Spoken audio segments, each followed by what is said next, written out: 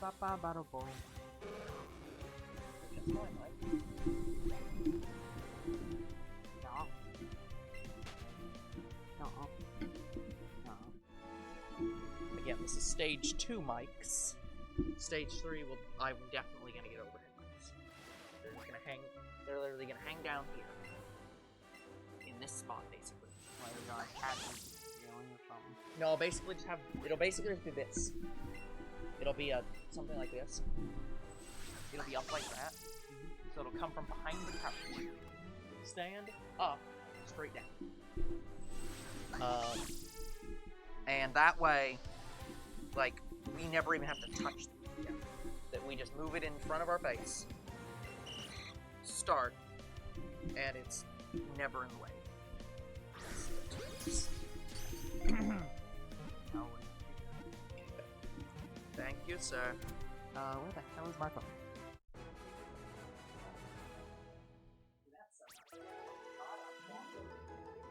I know. This new setup is so good. There's only one problem with the setup. My glasses and fucking stuff.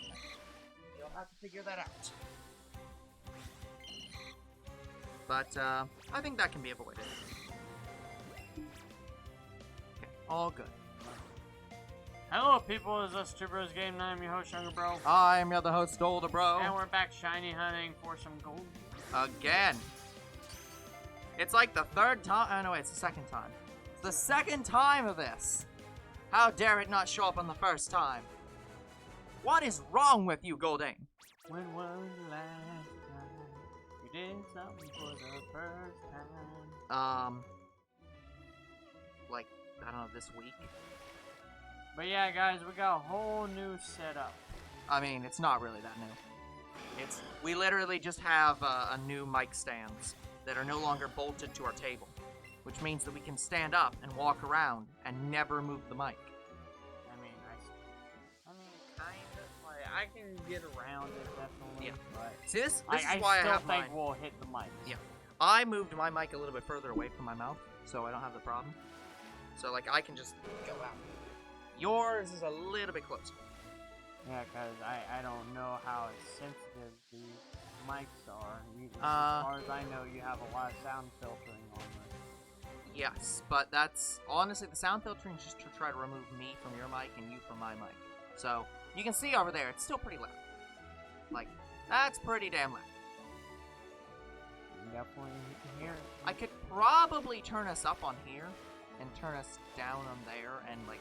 I could mess with it. I could turn this down on here and turn this up on there and, like, tweak it. I'm probably gonna test that at some point. Is to tweak us a little bit more. Yeah, once I get this combo off camera, I think I need to save up money again. Yeah, I don't know how. We have somewhat burned our money resources. What Pokemon took that much? Hello, Login. Hello, Login. How you doing? Like, what shiny hunt, like, destroyed our resources, like? Good question. It wasn't Eevee, right? Or not Eevee. It might have been Dratini. It wasn't Dratini, right? No, we didn't even use 2 Pokeballs on it. Yeah. We didn't use very many lures because we were standing still. Yeah. So it wasn't Teeny, it must have been a top 14. Did we have one we had to move around a lot? I think Magmar had to use double Pokeball. Yeah, it could be that.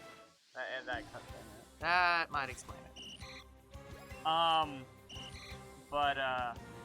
Oh, you know, so guys, here's the funny thing today.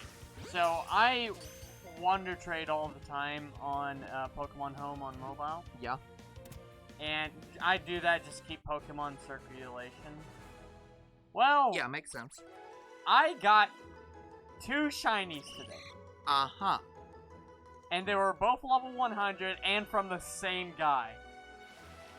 Well, that's good for you. It was a shiny Seadra. Uh-huh. And a shiny Tangela. Sounds lovely. Oh, man. Should you get Pokemon Snap? I'd recommend Here's it. the question. That's if you liked. Yeah, have you played the original Pokemon Snap? I mean, And if so, did you like it? I mean, I kinda played Pokemon Snap original. Yeah. Sound hack. I'm not sure. I'll listen into it. I don't know what that means, actually. Can you hear us? Like, are you No, telling? he's responded to us. Yeah, okay. I think he's having. I think it's just having autocorrect issues. Okay. Because he's already had it like autocorrect on his. I think it's just autocorrect.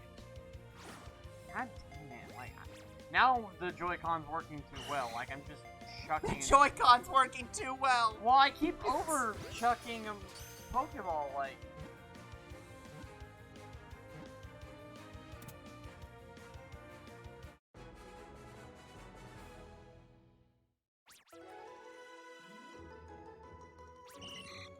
Yeah, your headphones are so loud that I can hear it.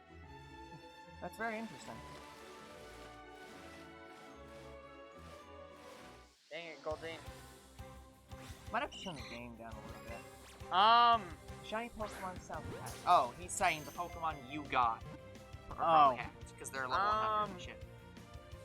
Well, if they were, they would have been deleted. No, that's not true. No. Pokemon do get deleted. No, what I'm trying to tell you is, okay. Pokemon can only be deleted by the Pokemon Company if they have some variable in them that is incorrect to the game. It's not hard to make completely legitimate Pokemon. Like, there are Pokemon that I have in home that are hacked. Because I personally hacked them. It is not hard to make a legitimate Pokemon. Because all you have to do is make it completely normal variables. Don't give it special IVs. You can make it level 100 if you want. Give it moves it's supposed to know. And that's it. You have a legitimate Pokemon the Pokemon Company can never tell is not hacked. Only way you can make it be hacked is if you create a Pokemon that should not exist, like a shiny Pokemon that's a legendary, that does not have the event tag. Or why you give it some variables that it can't normally have, like, you know, completely perfect IVs on all stats and moves it can't learn. Yeah, a few of my shinies got deleted. Like, my shiny Jirachi was deleted. I think I had a shiny Mew that was deleted. Yeah.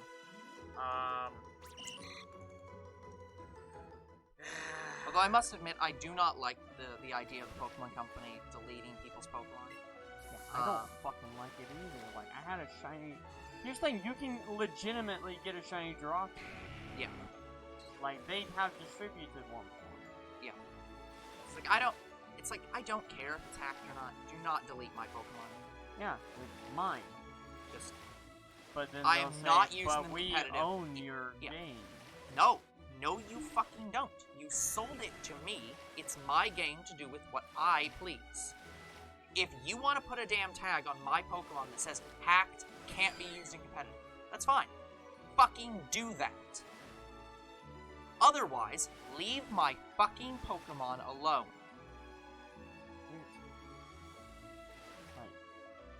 Like, it really should just be that simple. They can put a tag on any Pokemon to say cannot be used in competitive. That's why legendaries can't be used in competitive in a lot of situations. Because in-game, they have a tag that says cannot be used in these competitive plays. So fucking put hacked Pokemon in that same regard. Just put that tag on them and be fucking done with it. I'm pretty sure all the shiny legendaries okay, maybe not all of them. Most of the shiny legendary Pokemon I own and starters, I'm relatively certain they were hacked. Yeah. Well, maybe not the starters, because I know he hacked some of them. And the other thing is, if you get them all from GTS, they're never hacked. I did get mine from GTS. Yeah. So. Sorry, I should make it clear. If you used one of those services that are like, we'll give you this Pokemon through GTS, those are not hacked in terms of they're not illegitimate stats. Because you can't add them into GTS in that way if they're not legitimate, in quotes. What? Also, how did you get them? I got them through GTS through a YouTuber. His name was Breeder Cisco, but I'm pretty sure you don't do it anymore. Yeah. Should I get Overwatch? I don't play Overwatch, so I am not a person to ask about that. I have a decent knowledge of Overwatch. I would only recommend Overwatch if you would like the character. I like the character, so I'm tempted to play it. Yeah. But the reason I might not suggest the first game is because first game don't have a story mode, as far as I'm aware. No, it does not have a story mode. Second game, however, will. Yeah, but the second game is literally just going to be the online to the first game with the story mode. Which is what pisses people off, because they're making people buy the game again to give them the exact same online experience, but with the story. But, yeah, I want to play Overwatch because of Tracer. That's one of the only reasons. I would play Overwatch. Unnerf Mercy. I'll play Overwatch. Never forget. Yeah, Mercy was the second reason, but that's because I like the character. There's more than one Overwatch. What? You mean in terms of gameplay? I guess Team Fortress is similar. I'd rather play Team Fortress. Well, that's not an Overwatch game. But yes, there is more than one Overwatch. There's Overwatch 1 and 2. Yes, there is more than one. Yeah. There's a second one. Yeah. The other one. Yeah. The only other one as far as I'm aware. Oh my god. Like we were just talking about Overwatch 2. You know, this is the perfect time to r/whoosh, younger bro. You're allowed. But yeah, seriously though. Let me look this up. They've actually had 20 games since second. I'd be fucking what? Why wasn't it announced?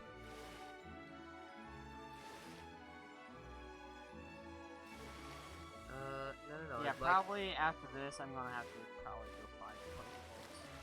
Yeah, fair enough. I think I have a Overwatch, lure on, and I'm not finding much. Overwatch, the video game. Here we go. I have been playing Snap off camera, guys, and it's very nice. I love Snap. Too bad I didn't get to a lot of my other games, because, guys, I also bought the Miitopia game, and I got John Wick Hex. Oh, by the way, speaking of John Wick Hex, did you know that's only like a 7-hour game? And that disappoints me. Huh. I thought it was gonna be like a Telltale kind of style game, but no, it's not. Apparently John Wick had another game that was on the PlayStation 3, and that game's only 5 hours. But I don't know how accurate How Long to Beat is, because it's not always 100% accurate. It just depends on the player. But they're short-ass games. I would have thought John Wick Hex would have been basically all third movie, or all 3 movies combined into one game. No. TikTok, Mr. Wick. Chapter 4 is going to be Yeah. John Wick. Hello, Darth Famine. I'm sorry, hello. Hello, how are you doing? Hello, what are you doing today? Okay, so I do have to give Blizzard some credit for Overwatch. Yeah. According to Blizzard, their plan with Overwatch 2 is they are perpetually going to make both games compatible with each other, which means that the multiplayer, if you are in multiplayer for Overwatch 1, you will get Overwatch 2 players on your team. And the first game will get all the characters from the second game added to it as they're added to the second game. So it's just the second game is just basically add-on content for the first one. No, it's basically having you buy the first game again to get the single player and lose all the stuff you had in the first game because it's not transferable. Stupid. Yeah, it's fucking stupid. Why not just sell the damn fucking thing? It's probably because they want to optimize the engine, but they don't want to do it in the first game, and they want to add them single player. But they don't want to do that in the first game because the people wouldn't pay as much. No, you want me to make it worth my while to buy your game? Give me the copyright for it. No. That'd be interesting. Yeah, Two Bros Game Night, forevermore sponsored by Overwatch. Okay, here and then listen to this shit. So, new story-based PvE elements, blah blah blah blah blah, whatever. Overwatch 2 is expected to be released on Windows, PS4, Xbox One, and Switch. Those will probably be updated to the new consoles, but whatever. More concerned about quality than the timeline of the release. Kaplan, which I believe is the person in charge of Overwatch, anticipates that Overwatch and Overwatch 2 will ultimately merge into a single product to avoid having any engine differences affect player experience. So in other words, why would you buy Overwatch 2 if they're just going to merge them later down the line? You'll get the PvE stuff for free! Like, why would you make a sequel game that you willingly admit you're just going to merge into the first game later? At that point, there's just not even sell a us sequel. the single player. Just sell only the single player. If that's the ultimate thing, just sell us $30 for single player experience and fucking stop with this sequel bullshit. That's not even a sequel. No, it's just like, oh, we're gonna sell you a new copy of the original game on a new engine for full price with a single player, which means and you lose all the content from the first game. But we're gonna merge this first game into the second game later, and you'll still not get your content back. That's just DLC price at a It's full DLC price in a game. separate package. Yeah, it's DLC with extra steps. Exactly. Just give us the fucking story mode DLC and shut up, Overwatch. What the fuck? Fucking hell. Sorry, everyone, for that random sidetrack. But But no, there is only 2 Overwatches. You said Blizzard made. Yes, there's only 2 Overwatches. So Wizard And the second one's not out yet. People make. Say again? Wizard 101 made. No, No, what am I thinking of then? I don't know. You're also not thinking of League of Legends before you say that. Wizard 101 is a game. It's not a company. Well, I know. I'm saying, did Blizzard make Wizard 101? Let me look. Okay, let me look. Dang it, what game was it? They had it in South Park. Like, they did a whole episode about that game. Oh, you're asking what game Blizzard made? That's it? Oh. World of Warcraft. World of Warcraft, that was. Yeah. Sorry, I was thinking World you were trying to think of a different game Wizard other than 101 Wizard 101. were like competing at one point. No, they weren't. No, they were not. But There has never been a real competition. I'm just World saying of Warcraft has always were, been way fucking ahead of Wizard 101. Well, I'm just saying they were like advertising competitive. Like, they had. Sure, I guess. I saw a lot of Wizard 101 and what was it? I don't even know what it was. Anyway, that game. I saw a lot of advertisements for both games. Yeah, but no, it is not. Hello, Mr. B. How are you doing? If you find a Shiny Goldeen, you should name it Angela. That would be a good plan. But Younger Bro does not nickname any Pokemon. I don't do nicknames. I understand, like, it's like naming a pet, but I just don't do nicknames. Like, imagine nicknaming all, what, we're up to 900 Pokemon now? Something like that, yeah.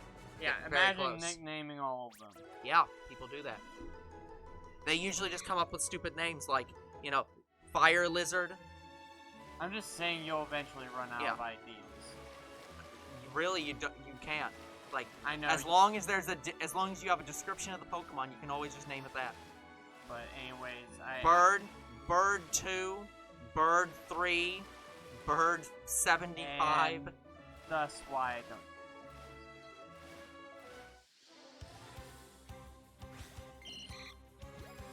Yeah, Younger Bro doesn't even nickname Pokemon on his team. I will occasionally nickname Pokemon, but it has to be for very special reasons. Like, for example, I did explicitly nickname Wooloo to Uwulu, and that is one of the only Pokemon I nicknamed in that generation. It deserved it. Yeah, I just don't. Like, that's just. Let me lower this down a little bit. This is a little bit too high. Honestly, There we go. I just don't think it should be a thing, but that's just... No, I don't see any reason not to. Look, here's the thing. In every RPG, you're allowed to name your character. Yeah, In your Pokemon, character. yes, in Pokemon, your character or your Pokemon, not the trainer. The trainer has no point in the game, except as the conduit to which the Pokemon does battle. Yeah, The Pokemon are the main and characters. that's just imagine me just using the same nickname over and over, and I'm not going through that. Yeah. So. Hey, Angela! Angela thrown out! Angela! No. Angela fainted! Time to throw out Angela! You don't have to give every single, Pokemon a nickname, the same nickname. It's just that, yeah, again, the I know, trainer it's is just not people really... do that. I guess part of the reason I don't do they're nicknames assholes. is I just got highly annoyed with some of the nicknames I've seen. I mean, that's fair, but that's not a reason. That's not a reason you shouldn't use nicknames. That's a reason to tell other people that they're shit at nicknames. Here's another big reason I don't do nicknames. It's because I think someone stole or borrowed one of my games and re-nicknamed all my Pokemon to be something along the lines of Big Cat or something like that. I found that hilarious and also very, very irritating because that was all my Pokemon renamed. Yeah. And then I had to go through the process of renaming them again back to their original names. Again, I'm not arguing that that's not shit. But again, I don't think that's not really a valid reason to say I'm not going to nickname things. That's a reason to not associate with that person ever again. I think they moved away. So. Good. Hopefully they moved to hell. Because clearly that plan was straight out of hell. I got real pissed off. Yeah.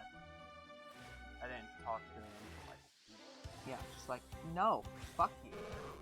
You're an asshole. You're not a fun asshole. You are just an asshole. I can understand maybe nicknaming one and laughing about it, but nicknaming my entire PC.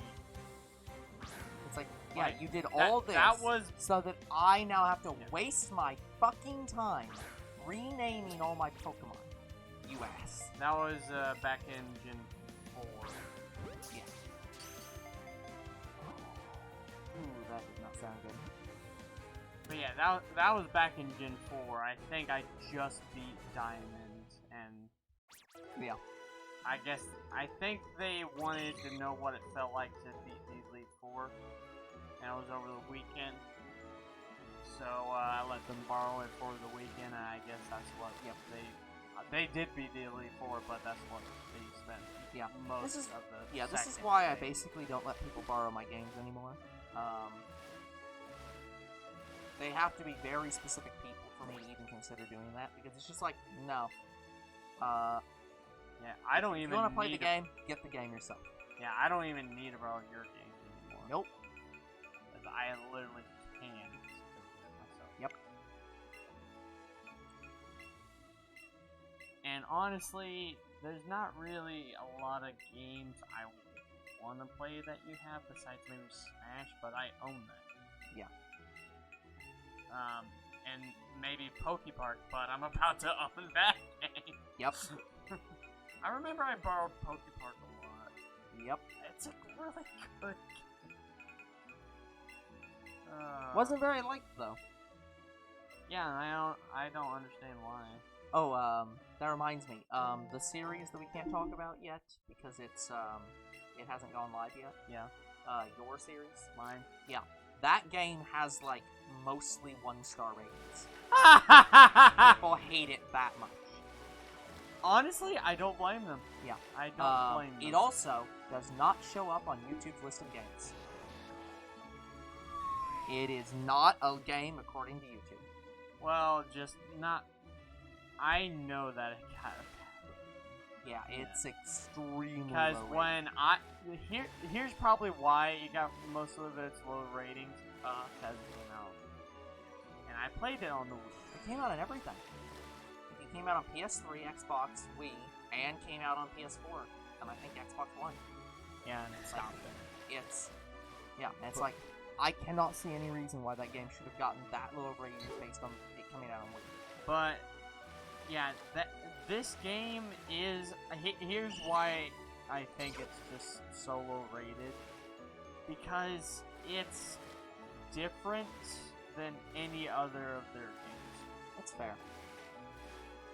I mean, well, no. To be fair, there's a couple games that are like it, but no, there ain't. But it's I've played most of the games that. In fact, I own most of the games that this company makes, and I can say for 100% certainty that the game I'm playing next is Eevee. Yeah. Seems fine though. I don't really see a problem with the gameplay wise. Playing the game myself, there's no problem with the PS4 version. Yeah. I mean, okay, it's the collectibles I kind of don't like, but that's in all of their games. Like they have at least one collectible in all of the games. I would argue that it's just a lower quality version of like a big budget AAA series that I also can't name.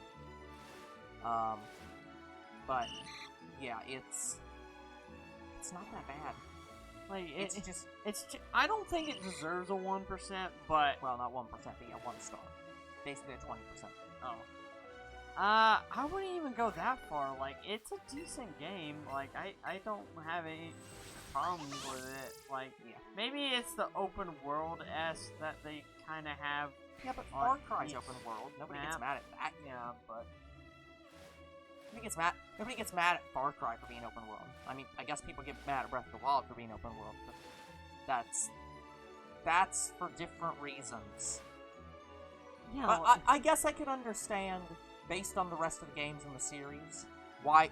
No, actually, there's other technically open world games.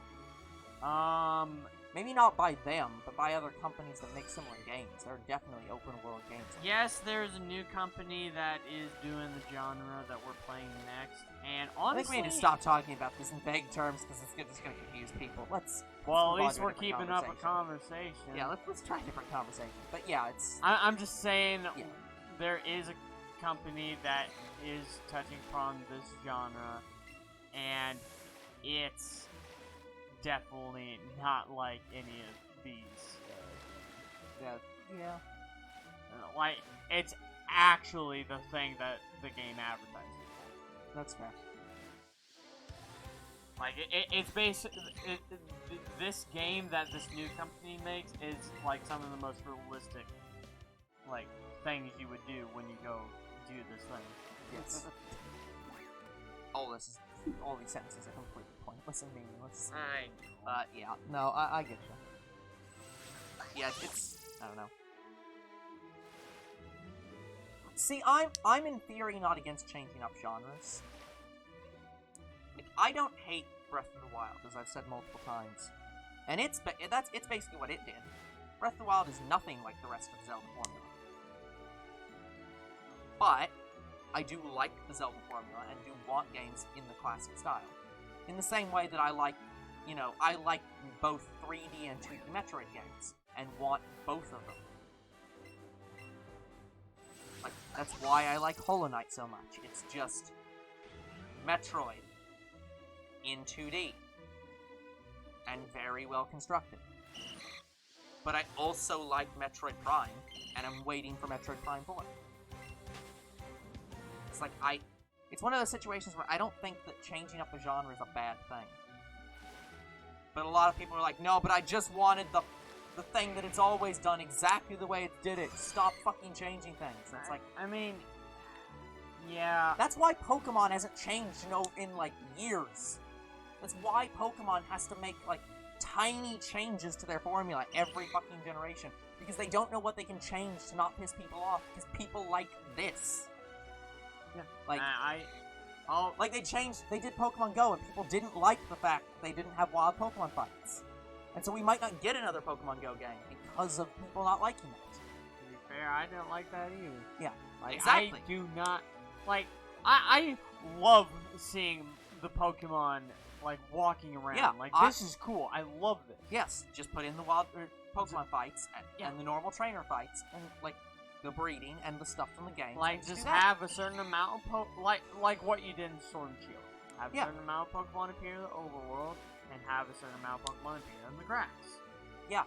Sword and Shield was clearly built trying to take the best of this game and put it into the main series. And they fucking made it work. Yeah.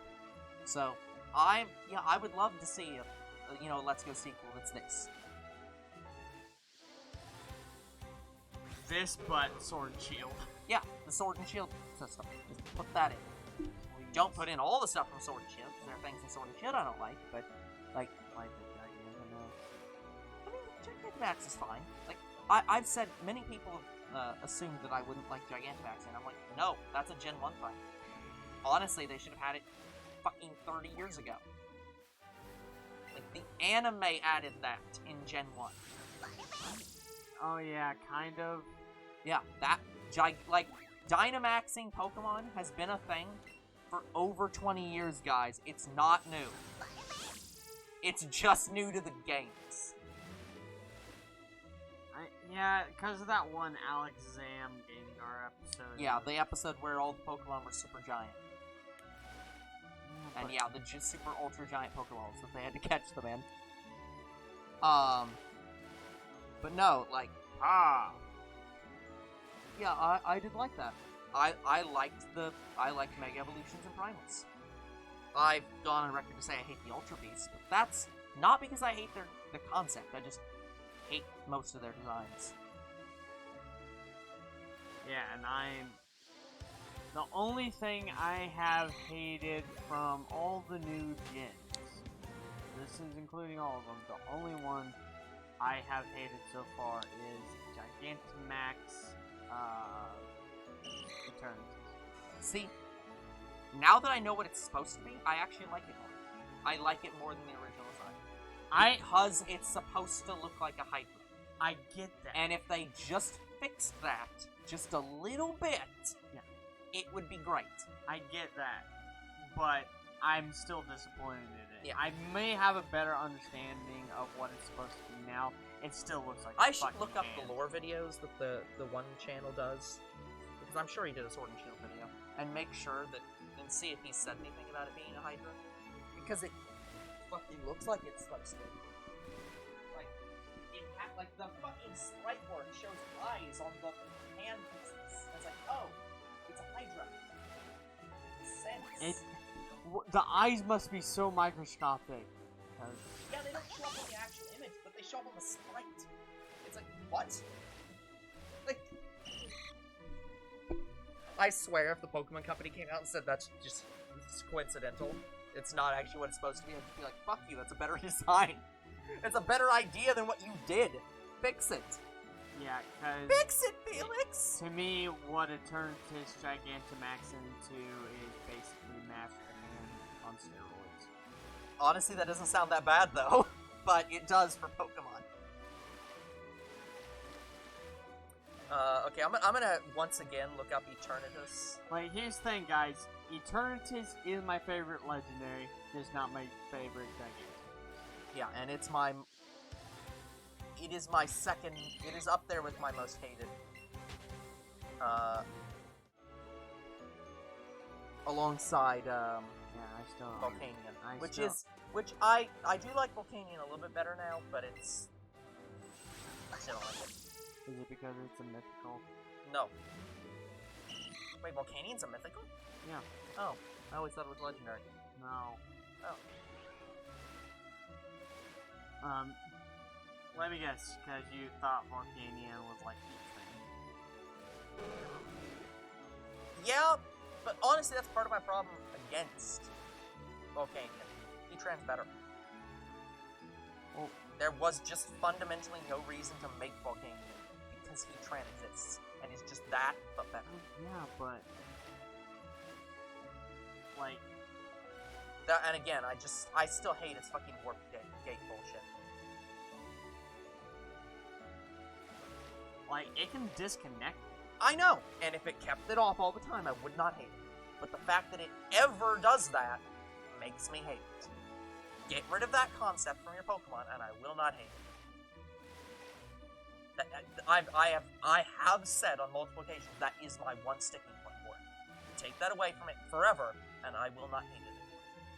Just get rid of the stupid fucking warp gate. I don't get why you have such a... Couldn't tell you. I could not tell you. This is not a Pokemon that I have an explanatory reason why I hate it so much. I look at its design and I'm like, overall, it's pretty simple. It's not something that's that bad. But I look at that fucking stupid warp gate on its back and I'm like, no, I hate this. Get rid of it. Yeah, and then for Eternatus, I think it's like one of the coolest looking things I've ever seen. I get that. And I'd argue that's a problem. See, Eternatus, I can 100% absolutely explain to you. See, this isn't that bad. Well, okay. I still don't like that it's hands. Yeah, it was extra feet. Yeah, I'd be fine with it. Well, I thought it was extra feet. Yeah, but he uses them as hands. Yeah, I just don't like that he has those as hands. I think if you got rid of those and just had him without those, he'd be fine. But yeah, I couldn't tell you why I don't exactly like him. He's just weird. Yeah, and I believe your hate for Eternatus is because it's not simplistic. My hate for Eternatus is that it is an Ultra Beast.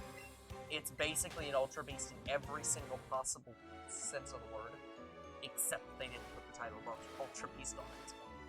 But yes, I have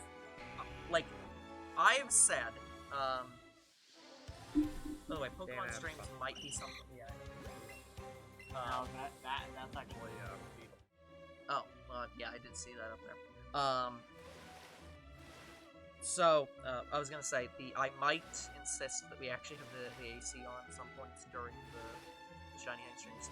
3 hours of hot, but we will see. I mean, we'll decide if we actually. I'm not terrible right now. I mean, it's nighttime, so yeah, it's cooling down. Yeah, I'll just have to get some water though. I've talked about this on camera a couple times, and I will do so again. Let me pull up Eternatus. Oh right, we wanted to run in and spawn all the gold. Eternatus. Oh, yeah, we'll do. Yes, with an I. Totally. It's totally a Pokemon. Let's get a legitimate drawing of him. Yeah, I thought you hated him because he's not simplistic. Yeah. Well, here's the thing. Simplistic is not the correct definition of it. Let me look up. First off, let me look up the Eternatus redesign, which I continue to not see anyone do, and I just don't believe that that's possible. There's like redesigns of almost every single fucking Pokemon on the planet, but none of Eternatus. Although that's not bad. Cause like that's the official Eternatus. Yep. This one's not terrible from the side. This one's not terrible, and that's an actual redesign. That's better.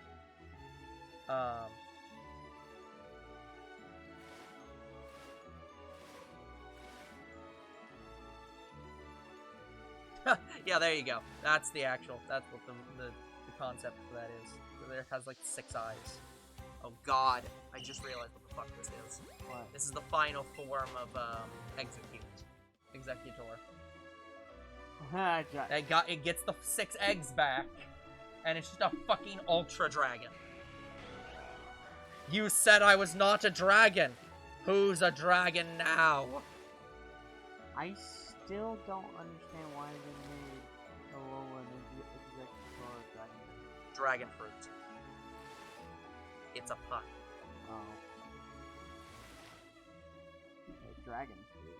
Like, it's a real fruit. There is real fruit that grows in Hawaii called dragon fruit. And so they said, well, we have coconut trees. Let's just turn that into dragon fruit. It's a pun. Oh boy. Which is why I don't hate that Pokemon. I don't hate Alolan Executor, but it's stupid. It's stupid, and I laugh at how stupid it is.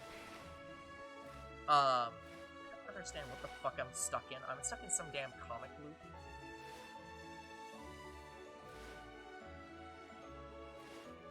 Yeah, I don't know what the hell that is. Okay, anyways. So. Yeah, my problem with Eternatus is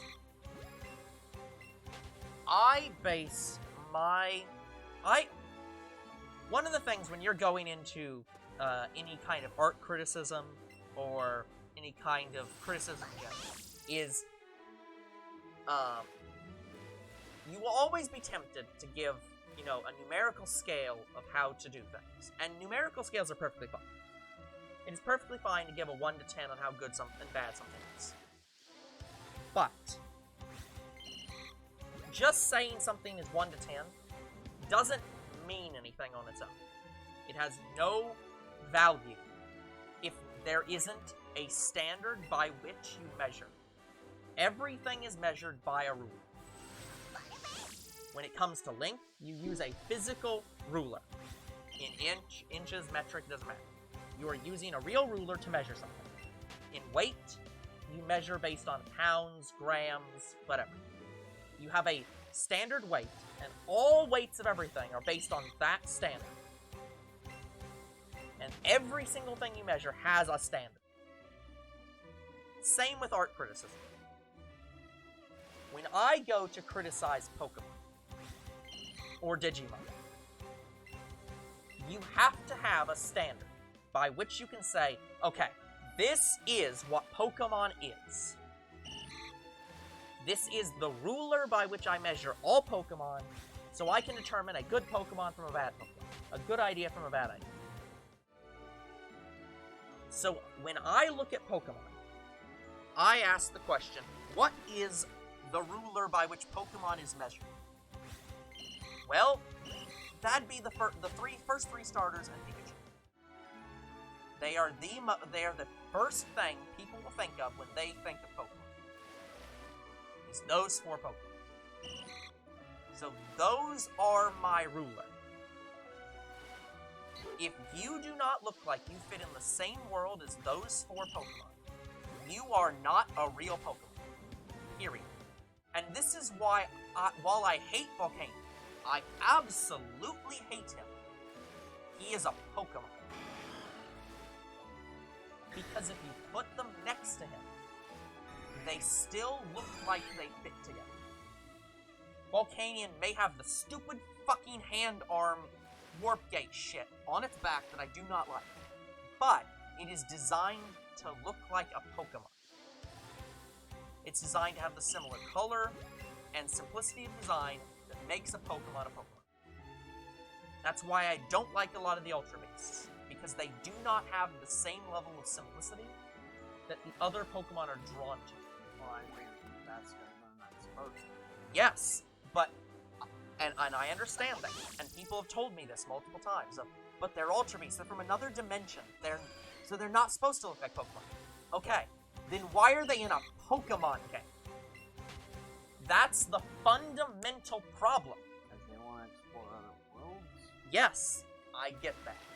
But at that point, you are asking me to say, okay, well, here's the standard by which all Pokemon are judged. Now you have to come up with a separate second ruler for these not Pokemon. But we're going to put them in the Pokedex. We're going to call them Pokemon. They have a number. They're associated with Pokemon. But they're from another dimension, and they're not technically Pokemon. And we also aren't going to tell you which ones are, you know, like standard level Pokemon and legendaries and mythicals, because you don't fucking know. In fact, we don't even know if Ultra Beasts have that ranking system. We don't know if there are standard Pokemon. Well, one of these could be a fucking starter and we wouldn't know. Well, we have literally no ruler to measure them by.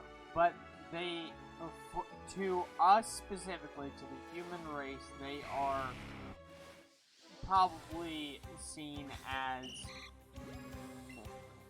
Yeah, that's the problem. That's one of the problems, is in our universe, they came through the Ultra Wormhole. They are mythicals because they're sort of the only ones of their kind. Sort of. Yeah, if only one travels to our universe at the time. So, it's the same thing, but here's the thing.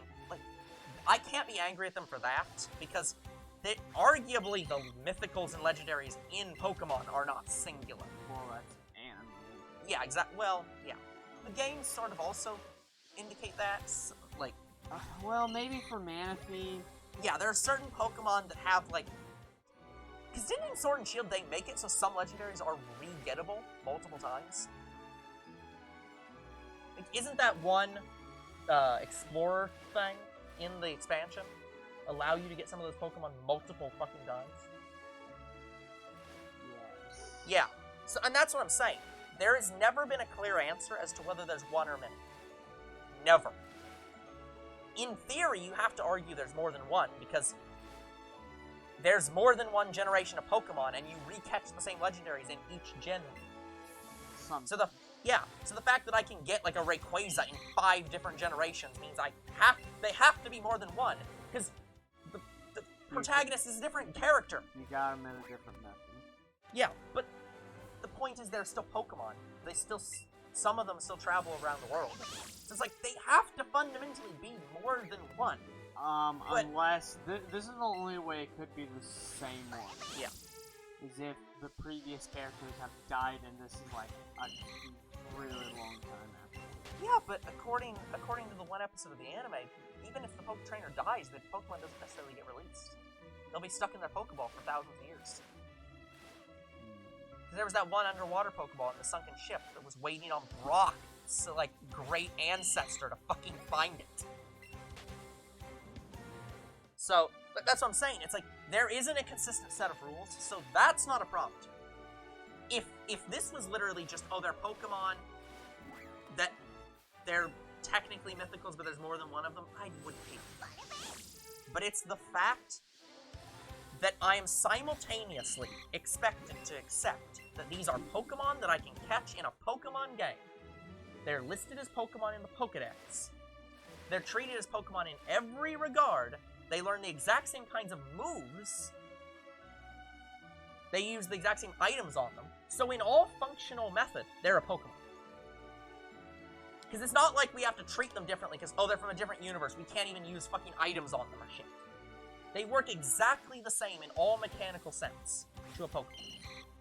But I'm also told by the game they're not Pokemon, the designs aren't supposed to look like Pokemon, and being mad at them for not looking like Pokemon misses the point because they're not Pokemon. Well, you can't have it both ways. If you want them not to be Pokemon, then make a fucking different game with them to be in it. And don't put them in my Pokemon games. If they're supposed to be Pokemon, make them look like Pokemon. And here's what really kicks you. Necromza, that's a legendary. Necromza is a legendary Pokemon that's also probably an Ultra Beast. It's probably both. And that is fucking no. I have other problems with Necromza, which I've talked about. I don't like its form method. I don't like it either. But I like the 50% form. I like the design of that. It looks great. Are you sure we're talking about Necromza and not Zygarde? Sorry, I'm talking about Zygarde. Yes, you're right.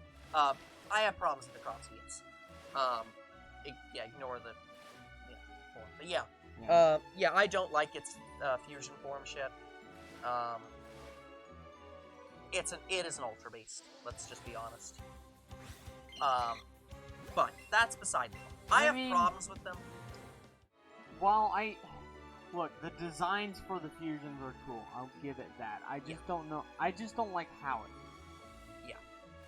Like I've said, I have a zero tolerance policy for fusions because for Kyurem, it made sense once Keldeo movie happened. It made sense because the lore of Kyurem is that it's descended from a single dragon that all three of them used to exist as. That all three of them were one single dragon. Yeah, and in the movie, it just draws power from both fire and ice. I'm like, yeah, just do a randomizer ability, and once it's in battle, it can either become Reshiram or Zekrom, randomized at any time. Yeah, but people wouldn't like that. It wouldn't be competitively used. It would be... That sounds good, but it wouldn't be the best for fighting as. Because if you have it completely random, you wouldn't be able to be predictive.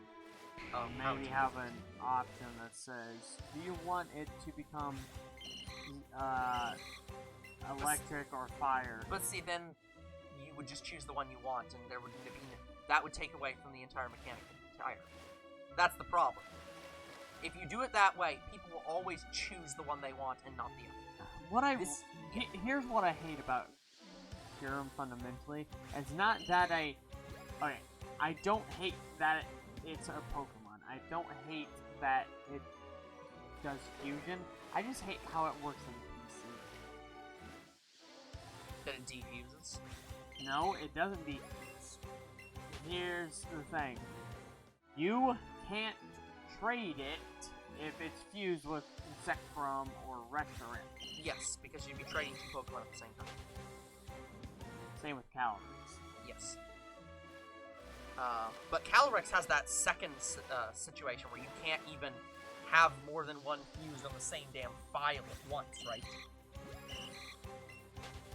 Like, you can't even bring in a second Calyrex and a second the other horse and have both fusions on one file. Yes, that At least with Kyurem, you can bring more than one in and have all of them at once. No. Yes, you can, because I've done that. You can have both black and white. Wait, Kyurem yeah, at the you're same right, day. you're right, yeah, I've done You can't with Calyrex. It's like, fuck you, game. At least if you're gonna do this fusion method, do it fucking consistent. Be consistent on the rules, so I don't fucking have some Pokemon that I can have all forms of on one game, and some I just can't because fuck you. You can't even put the forms on Pokemon Home. No. You get them in the Pokedex for free, I think, but you just can't have them as in-box things. No, it's like it's stupid, I hate it. Can you even have Reshiram and Kyurem fused in Home? In Home? Yeah, can you even have those fusions in Home? No. Yeah, so it's like... So even Home acknowledges the fusions are bullshit, because they won't take them. But all of this is slightly off topic of the original point. So yeah, I don't like the Ultra Beasts in a lot of situations because they're not designed to be Pokemon. One of the Ultra Beasts I love, and it's a Zelda character, but it's not a Pokemon. Stakataka is a fucking guardian from Zelda and should not be in Pokemon. But it absolutely is a great design, and I love it. Yeah, I do like Stakataka. Yeah, I love that design. It's just not a Pokemon. Stakataka and what is it called? Bolognese or something like that? The clown? Yeah, the clown one. Yeah. Yeah, those two were the first Ultra Beasts that you could shiny hunt without it being locked. Yeah. Because in the original Sun and Moon, the first Ultra Beasts that you found were shiny locked. The ones in the wormhole, wait, did they have? No, sorry. Yeah, they were shiny locked in the first Sun and Moon game. They became unshiny locked when Ultra Sun and Ultra Moon. Yeah. Now, here's where I'm gonna throw you for a loop here. that is Eternatus, right? Yep. I'd be fine with that as Eternatus.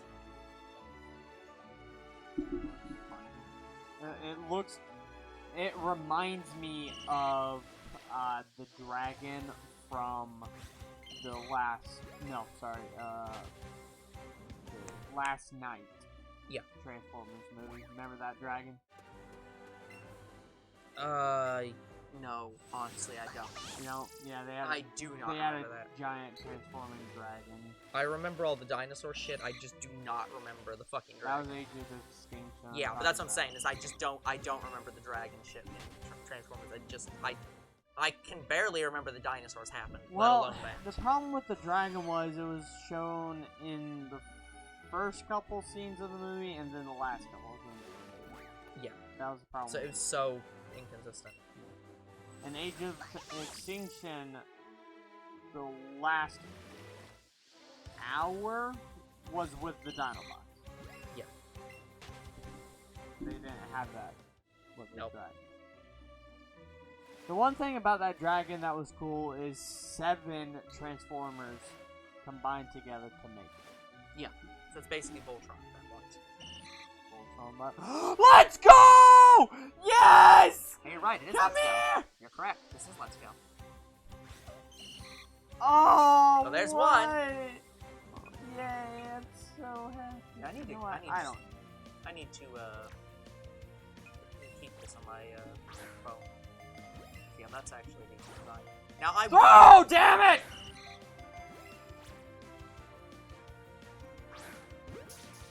Now I will wholly admit this is still a bit Digimon, but it's close enough. 1! I can't believe we got 1. But yeah, anyways, so yeah, to get back onto the topic, the problem I have with the Eternatus is that it both has a bad design that does not fit the ruler of Pokemon. What the hell was the other thing I said? I have completely lost the conversation because Eternatus? No, I said that there was. It's a combination of. The ruler is based as a combination of designs fitting the standard and something else, and I can't remember what it is. Oh, I don't remember either. Okay, anyways, but yeah, so. Yeah, but Eternatus has a very similar problem to the Ultra Beast, where it's just. Here's the thing. As much as I don't like the designs of a lot of the Ultra Beasts, and they're not, and a lot of them are just not Pokemon. I can still look at Blacephalon and say, yes, Pikachu standing next to this is not the weirdest thing in the universe. Oh, the clown one? Yes. That one had... One of the big things about Pokemon is they have a propensity for opaque, solid colors. If that makes sense. That's why Volcanion still feels like a Pokemon, even though its design is weird. It's because it has those solid colors. Yeah. By the way, guys, just so you know, I actually have no problem with Volcanion. I think it's pretty... Yeah, as you've said. And in all honesty, that's kind of the thing here. You can even see the thing I'm saying. This has very strong single colors. They don't have a lot of shade differences between this design. There's the red, there's the black, that's it. This is not that. Hey, phone, what are you doing?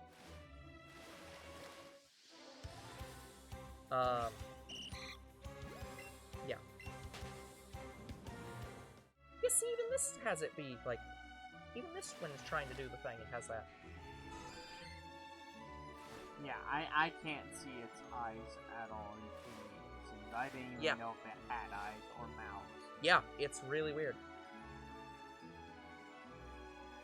Because people clearly know they exist, but yeah, it is. I will admit, it's not easy to see. Yeah, and that's why. Yeah. If it was easier to see, I think they should just cut the whole fucking tail going off into the damn cloud pit. I think that would also help. If they just made it like an actual fucking Hydra. Yes. Well, at that point, they give us Ghidorah. Yeah, that should be the fucking point. Do that. We would like that. You know what? I think we'd both agree on that. This Pokemon would be better if it was Ghidorah. Make it Ghidorah. We will both like it. Yeah. Like. Compromise. We do that. We already have Godzilla, technically. Yeah. Just make it Ghidorah. Yeah, because people would argue that Charizard looks like Godzilla a little bit.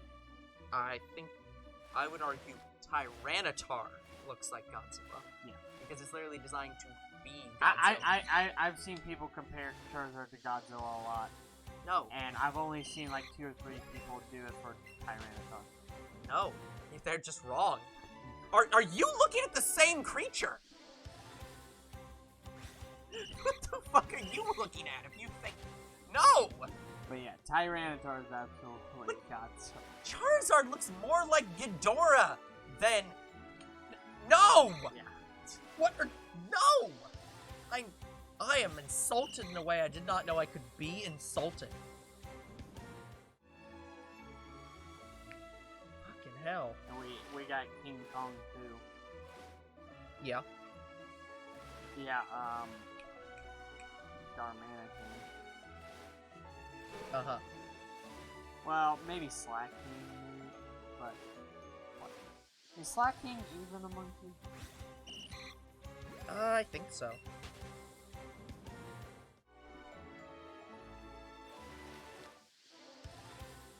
Yeah, I think it's supposed to be.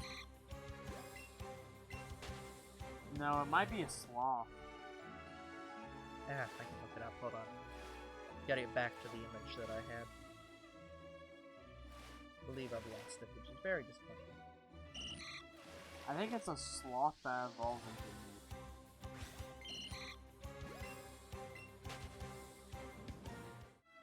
Also, I wasn't certain if I was going to even be able to see it shiny ever. Yeah. Because of how little difference it has.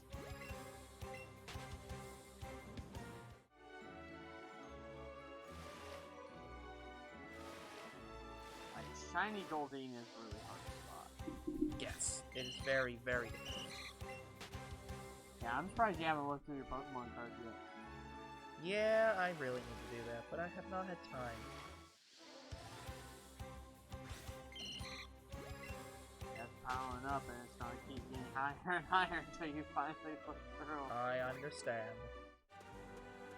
Because guys, even though I know the last episode's title was like, what did I say,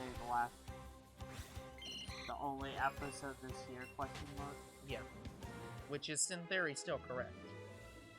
Yeah, but I do really want to open more Pokemon cards. I want to try to get one of the newer sets and like pre-order it. Yeah.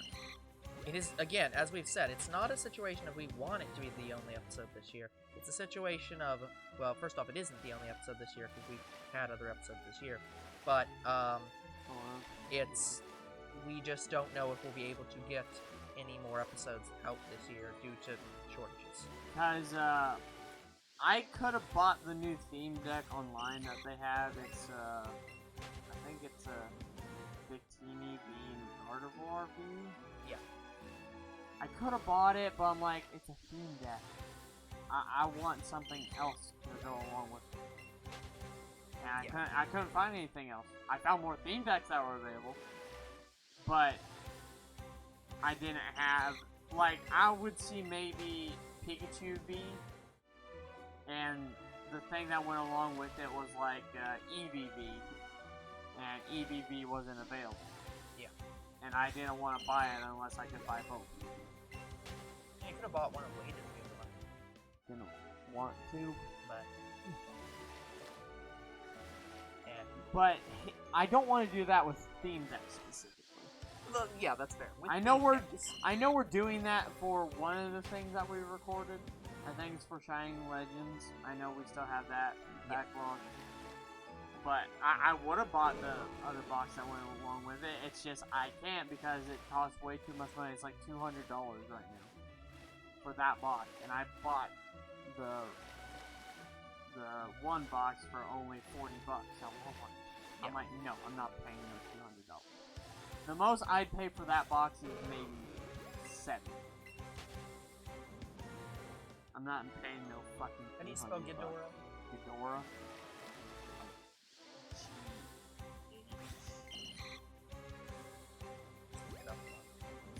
Some weird spelling. G-H-I-D-O-R-A-H.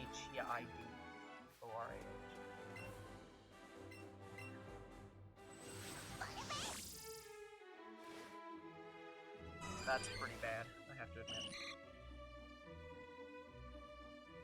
Ghidorah has a Pokémon. Yeah, like, literally, this is fucking...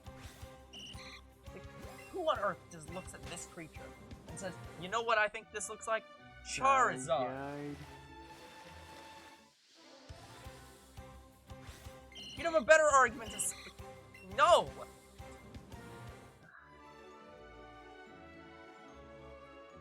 yeah, what is slacking? Yeah, that's what I was gonna look up. Okay. Well, actually, first I was gonna look up and see if there was any redesigns of that Dynamax, and no, there isn't. Somebody to do that just to satiate my anger at that Pokemon and say I have a better design. Okay, but anyways, slacking.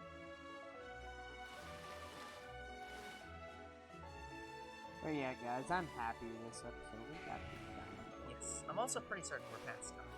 Yeah, we're a few minutes past time. So let's run the ad while I look this up. So, see you in a bit, guys. Yeah, for YouTube, you don't ever do that. Yeah. Yeah, what ad? We're not monetized. And also, I don't know if we'll even ever do monetization for YouTube. I don't even think we're allowed to, are we? No, we can't. But, well, maybe monetization, but we probably shouldn't do anything further than monetization, honestly.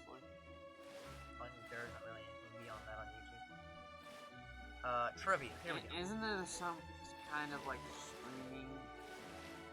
Well, partnership. We can't really do partnership with YouTube, right? Because Twitch monetization requires the partner program. Well, sorry, associates. No, YouTube doesn't have a associate. Well, whatever. I thought YouTube and Twitch like contradicted each other or something. Yes, you can't. Both are exclusives. They both have exclusivity contracts. So, we can stream to Twitch, but we can't stream on YouTube while streaming to Twitch. And vice versa. We can stream on YouTube, but if we were partnered, we could not stream to YouTube or to Twitch while streaming. But we can monetize while streaming. We're already monetized. No, yes, no, we can monetize Twitch streams we upload. No, I'm asking if we got enough subscribers on YouTube to get monetization for YouTube, and we monetize our videos on YouTube. Yes. Alright, anything on YouTube can be monetized on YouTube, and anything on Twitch can be monetized on Twitch. I'm just making sure that there's no... I'm just making sure there's no, like... No, they can't... Twitch cannot legally say videos we don't upload to Twitch are bound by their contract. They also can't say the videos bound beyond 20... Like, the videos that are bound by their contract are still bound 24 hours, beyond 24 hours later. There's an exclusivity to the stream, not an exclusivity to the distribution. No, to distribution. We can distribute it on any platform we want 24 hours after Twitch. Plus, even if Twitch tried to do some fucking, like, you can only upload it to Twitch, and once it's on Twitch, you can never put it on any other platform. In 2 weeks, when they fucking delete the video, they don't really have a legal leg to stand on, because they voided the contract by voiding our video. No. There is no... Yes, we can monetize any videos we put on YouTube, including Twitch streams, once after 24 hours. To answer your slacking question, slacking is based on,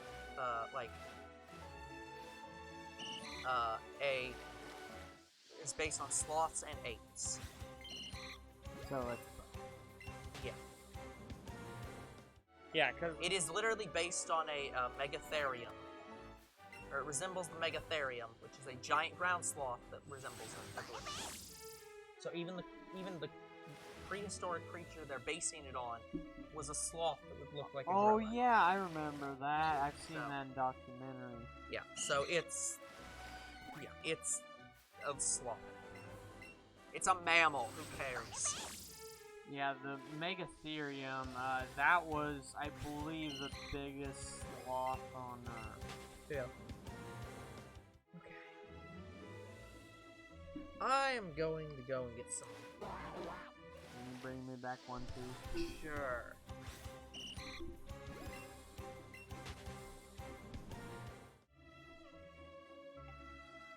Yeah, I see you just stood up and you can walk with me.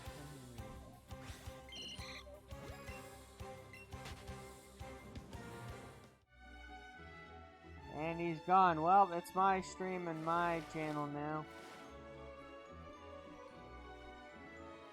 My bad. Readjust this mic to where my glasses aren't freaking tapping it all the freaking time.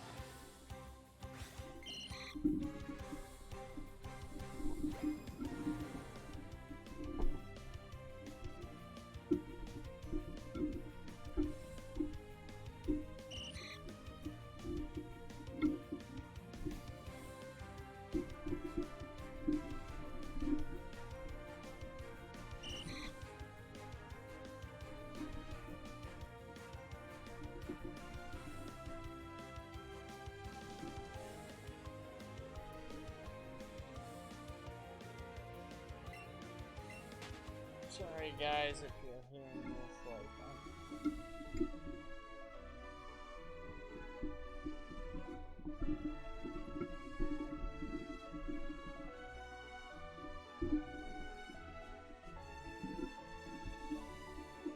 just trying to figure out a nice place. Oh, I think I'm trying to other way.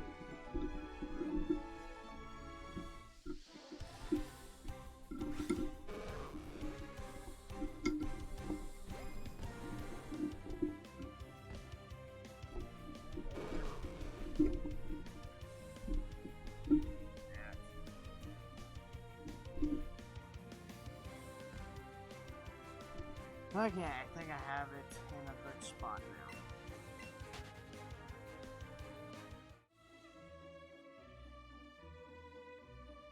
I basically have my mic like over the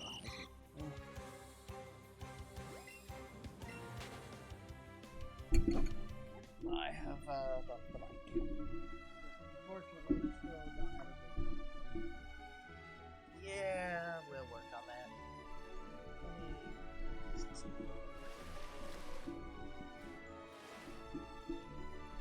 Like if we had a big enough couch, this definitely wouldn't be a problem. Well, yeah, but at that point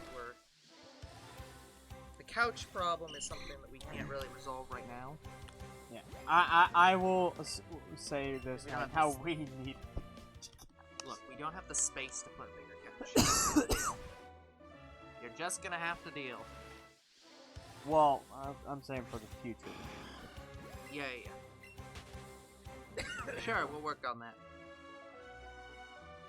But, yeah, going back to talking about some video games. Guys, I bought I had a couple empty cases for games that I either broke, lost, or other.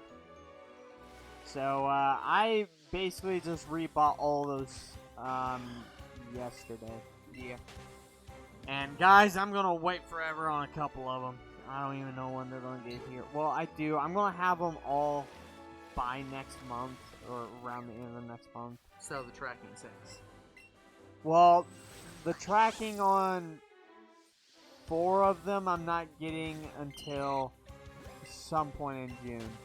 That's pretty bad. Well, the worst one is halfway through June. The others are the first week of June. Oh yeah, that's like a couple weeks away. It's not that bad. Those aren't terrible. The best ones, I think only 2 or 3 of them. Yeah. I'm getting this week and the next.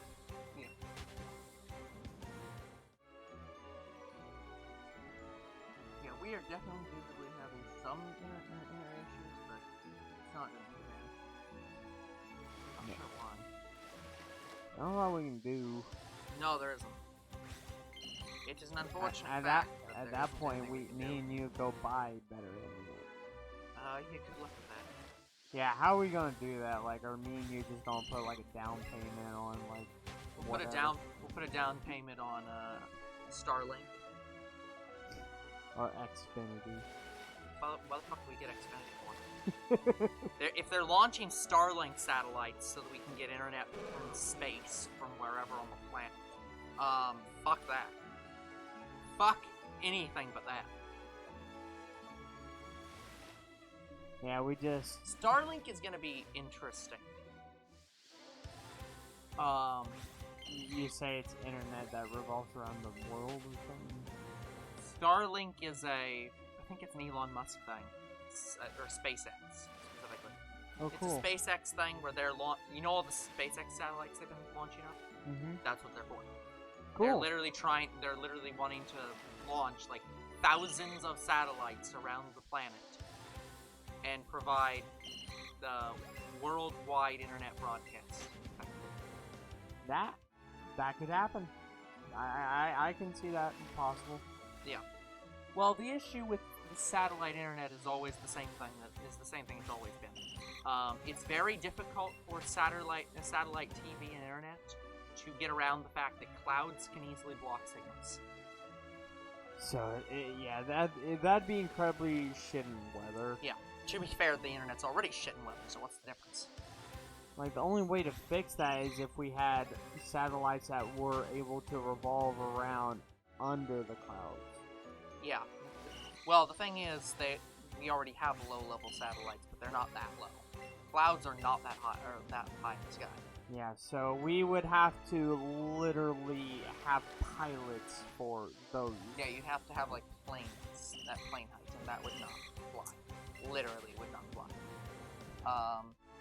So, yeah. It's just a fact that you just kind of have to deal with. I mean, in theory, here's the thing. In theory, that's not a problem. Because as long as Starlink is also using fiber on the ground, you can have a satellite signal. Like, here's the thing. You can have it so that a signal goes via, like, cables to somewhere else where there's no clouds and then go up into space to come back down wherever. Yeah. You could argue that's not worth it, because if you're already sending the signal on the ground, why would you send it up into space to send it back down from space? But, you know, it's not that easy to send signals between the US and Europe via a straight Ethernet cable. So, if you're in the US and you wanted to send a signal to Europe, yeah, Starlink would be useful for that. But for like a home purpose situation? For home purpose, it's going to be good as long as the weather holds. And in non-weather conditions, we have no idea, because we haven't seen it work yet. Well, that's when you have 2 internet providers. Yeah, fuck that. Yeah, well, see, that was... You can pay for the satellite one, and I'll pay for the home. Oh, great. Provider. Stick Starlink on me. Look, just because I'm the physicist doesn't mean that I should automatically be the one that's assumed to be getting Starlink. I was just saying because you make more money than me. Sure, fine. But in all honesty, I am more interested in Starlink than the satellite internet because. So you do it regardless. But I don't like being typecast. No. You see, I'm sorry, man. You've already set yourself I set myself up for failure. No! I'm sorry, man. It was just there, and I just called you out on it. Well, fuck you. Bitch. Thanks, but I don't think that's gonna happen. No, it wouldn't. I'll be alone forever, gonna die alone. Put in the shallow grave out by the pond. Shallow. Fuck that shit. You're getting buried 30 feet down in concrete. I'm making sure you ain't coming back. Nice to know you have my back when I die. Look, I am not going to accept the possibility that if the zombie apocalypse happens, that I might get killed by you. You're fucking staying down. I come to life as a zombie, and I regain my, awareness by realizing No, fuck that shit. behind Fuck that shit. 20 If the zombie layers apocalypse of happens, you're concrete. staying in the fucking ground. Two Bros Game Night will stay dead in the zombie apocalypse. We ain't coming back. That's right, guys. You have our permission to gun us down if we become zombies and just bury Oh no, us if we're beneath both zombies concrete. and we go back to recording, you do not have our permission to gun us down. You better leave us the fuck alone. I am your Shiny bro. Fucking And welcome to Untitled Game Night. It's still be Two Bros Game Night. We're still Two Bros. Just because we're undead doesn't change anything. Oh no, my jaw fell off. Wait, how am I talking? Good question. Hey. What the fuck are we even doing? It's a trick. Oh, I'm just gonna hold You know, my. I'm starting to think that these shiny hunting streams might have been a mistake. I'm gonna hold my jaw with my hand. And there goes my. Yes. Remember when I told you that if you're gonna have it, No, but I you have to put it against the couch. can't really do it. Hold on, guys. I'll be right back. Oh, bro, gonna inject the mic for me.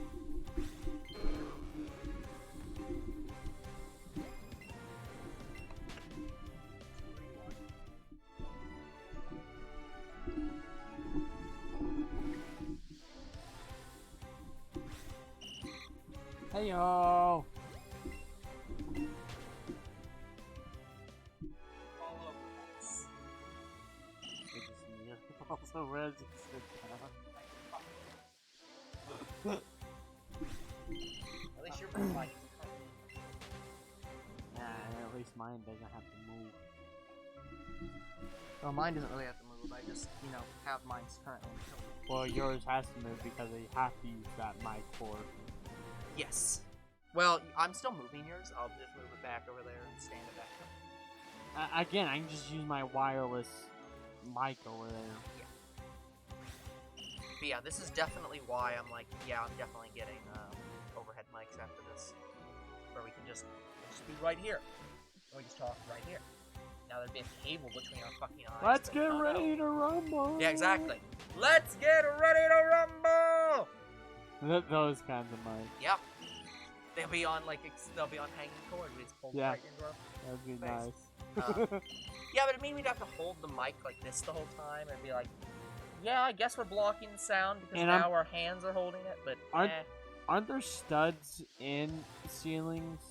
yes. What do you think holds the drywall up? Well, he's saying, I'm just making sure that we're gonna have to hit a stud because if Look, those... again, I'm gonna have, if I actually do this, I'm just gonna have it be it's gonna be on a couch. bar. No, it's gonna be on this. It's gonna be behind the couch. It'll come up and then go straight down. I'm with you on how to figure that out. It's called engineering. I am not an engineer. Yeah, going back to talking about us being zombies, I just pick up my jaw to try to fix it, and I can't fix it. So I'm gonna use my hand and my jaw and move it up and down and talk. Welcome back to Top Bros Undead Night. I'm your zombie bro. And I'm your skeleton host, Older Bro. You not do, zombie. You leave now. No one sends away the skeleton crew. I'd be a part of the zombie mob and you're part of the skeleton crew. The skeleton group calling themselves the skeleton crew is too obvious. Yeah, you'll be the xylophone Skeletors. Yes. Oh, okay. Here's an actual thing. So, one of my friends was talking about the fact that they're doing a Masters of the Universe Netflix series. Masters of what? The thing that Skeletor's from. Oh. So they're doing a Netflix like remake of that series. And so one of the things that this guy was asking was, do you think that Netflix could make Skeletor legitimately threatening? Or has he been so memed to death that he can't be made serious? Now, and here's my argument I make. So first off, can he be made serious? Yes. Here's how I know this. Because Aquaman is one of the most mean characters on the planet, and the DCEU made him cool. Yeah. And a legitimate, actual threat to, like, villains. You can escape meanness. The question is, should you? And the answer is no. You should not. Skeletor is basically just the next stage of Papyrus. He's not meant to be taken seriously. That's the joke. Oh, so by making him serious, you're ruining the joke. There's a death battle. Skeletor versus, Papyrus. No. Skeletor versus, Red Skull. No, Red Skull's too legitimate. It has to be a joke battle. Then Skeletor I is guess joke. it So would Papyrus. be Sans. Sure. Sans, why are you, over there fighting Discount Me? I was invited to Smash. No! No one is a Discount You! I am Skeletor! Yeah. I am the ultimate skeleton! He-Man.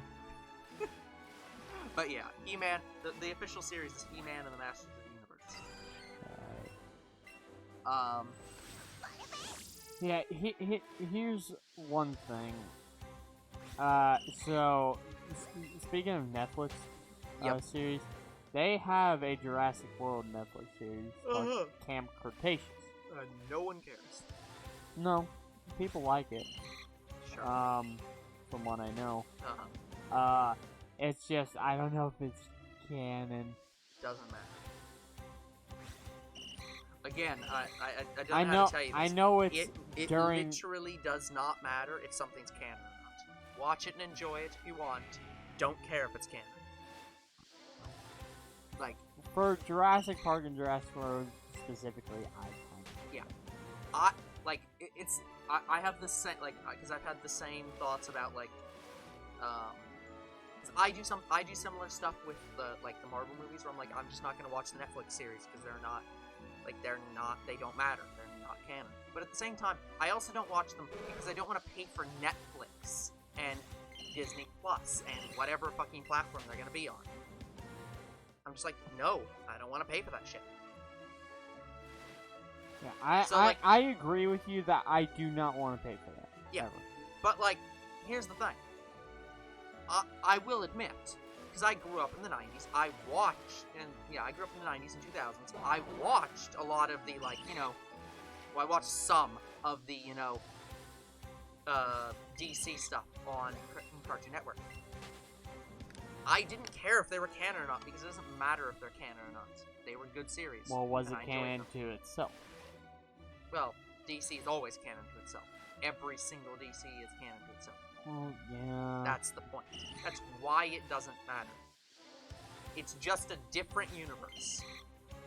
But so when even if Camp Cretaceous isn't canon to the normal Jurassic World, it's part of a Jurassic World that happened, and it's just a different interpretation.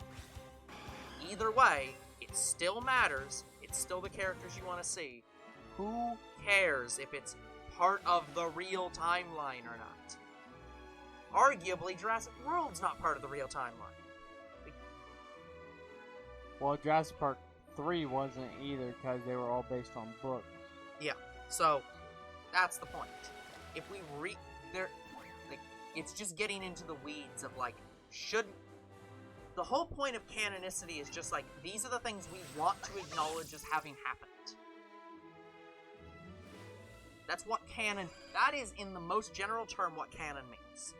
Canon isn't about whether something's good, whether something is like impactful, whether or not something should continue to exist. Canon simply refers to what the writers want to acknowledge as being connected. From what this says, Camp Cretaceous is canon. Yeah. So, like, that's, and exactly, but it doesn't matter. They can just change that tomorrow. Tomorrow they can come out and say it's not canon. And the day after that, they can say it is. None of that matters. Because all that means is, we are acknowledging that these events fall in line with the current, like... I'm just saying there are some series where I think it matters to me. Yeah. Like, Jurassic Park's one of them where it does matter to me. And Marvel. Yeah. And after getting the explanation of DCEU, I'm more lenient towards... Yeah, but Marvel and DC are exactly the same. Not really. DC, as you said, DC, it is all one interconnected universe. They could just pull the Joker from one universe and make him fit in the DCEU as much as they want. But Marvel can't exactly do the same thing. Unless, like, we still don't know what Multiverse of Madness is gonna do. I think you misunderstand what I mean by how DC does it. It's not about saying that, like, DC could pull the Joker out of, Batman Begins. Or something. Like, I'm not saying they could pull the Nolan Joker, despite the fact that he's dead. Let's ignore that. I'm not saying they could pull the Joker Nolan and put it into the current DCU and that would automatically work. That's not what I'm saying. What I'm saying is DC is written in such a way as every single piece of media that has ever been made about DC is canon. There is no non-canon. Yeah. The only thing that changes is what universe you're in right now. So the Marvel Cinematic Universe is focusing on Earth 616. It always does. Yes, but Multiverse of Madness might pull people from, could take someone out of a different universe. Like, they've already been. They've done it. Yeah, they've already been to another universe. Technically, yeah. Quantum Realm. Yeah, the Quantum Realm travel and sent them to a different universe. That's how time travel works. The Dark Dimension. Yeah. Well, the Dark Dimension's within the universe. Dark Dimension's not outside of the universe. It's just within the... I don't fucking know. It doesn't make sense. The point is... No, the Dark Dimension is technically its own universe. Yes, but it's... Here's the thing. Yes, it's its own universe, but there are different Dark Dimensions per timeline. Earth 616 has a Dark Dimension, and Earth 615 has a different Dark Dimension. Yeah. That's what I mean by they're in the same universe, as in, not in, our physical universe, but in the, each Earth has its own separate Dark Dimension with its own separate Dormammu. They're not the same. Yeah. So it's not outside of the multiverse as its only one. It's not like Darkseid, where Darkseid exists outside the multiverse. Because there's only one Darkseid. And he just sends himself into whatever fucking universe he wants to at any given time. Because he's just that overpowered. So, that's what I'm saying. Marvel is exactly the same way. The Agents of Shield stuff is not canon to Earth 616 anymore, but it still happened. It's still a real piece of media that's about the Marvel Universe, and it did happen somewhere in some universe. It's just not Earth 616 anymore. It's now Earth 615, or whatever number you want to assign. Whatever the Netflix number is, that's now a Marvel Universe that exists and canonically happened. Same with DC. The current DCU is focusing on, I don't fucking know, and don't care. We'll say it's Earth 12. But all the stuff that happened beforehand, the Nolan stuff, that's in a different Earth 11. And the stuff before that happened in Earth 25. They all happened. We might never pull those characters into the current universe, but they're all canon. There is no non-canon. Yeah, that's for DC. Yeah. It's like... Yeah, here's the thing. Multiverse of Madness, do you think they'll still have Nightmare as the main bad guy? I don't know, because I don't know enough about Nightmare, but couldn't probably. It makes sense. Well, Nightmare is the manifestation of all bad dreams. Yeah. I mean, here's the thing. I don't know what the Multiverse of Madness is exactly doing. I don't think it's supposed to be going into, like, a dream realm. Well, it could. Yeah. Because I think that's what WandaVision is. It's like a dream realm. Well, WandaVision is, WandaVision is a separate thing. We're not talking about that. Because I don't know enough about it, and even though I'm probably never gonna watch it, I kind of don't want to. But yeah, that's... The Disney Plus series I do want to watch because I know for a fact that they are definitely different than the Netflix series. Like, Disney Plus stuff is handled by Marvel Studios. Handled by Marvel directly. But here's the thing. As I've said, even though it's now a Marvel direct series, it's not canon in the way that you have to have watched it beforehand. Just like with all the other movies. They are none of these movies will ever expect you to have watched previous movies. They'll make callbacks, but every movie will be in independent videos. So, WandaVision is not going to be a requirement to watch to see Multiverse of Madness. They might have callbacks to it, but it will not be required. Yeah, I'll try to watch it before I see Multiverse, but I don't know. Yeah, I don't know when we get to that.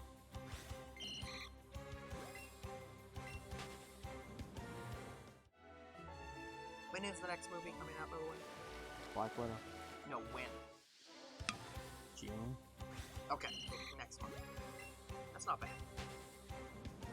Yeah, after Black Widow should be Multiverse of Madness. Yes. I want them to pull Deadpool out of their ass with that movie. It would make the most sense. The Multiverse of Madness is literally them pulling things out of their ass. They can pull anything out. X-Men. Yeah. Deadpool. Maybe a glimpse of Fantastic Four, but... See, yeah, I don't think they're gonna actually pull in a lot of mutants, though. Because since they're starting with, what was the one they're doing? The First Mutants. What? The movie that's literally called blank The First Mutants.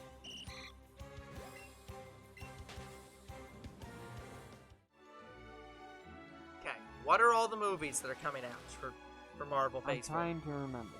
Okay. I don't think that was... I think that's Disney Plus series. Sure, whatever. Doesn't matter. But the point stands. Like, what's that group called? The group? Yeah. So we talked about this previously. You said they're usually called the First Mutants. They're like the origin of the mutants, of like mutants, basically. Just can't think of what their name is.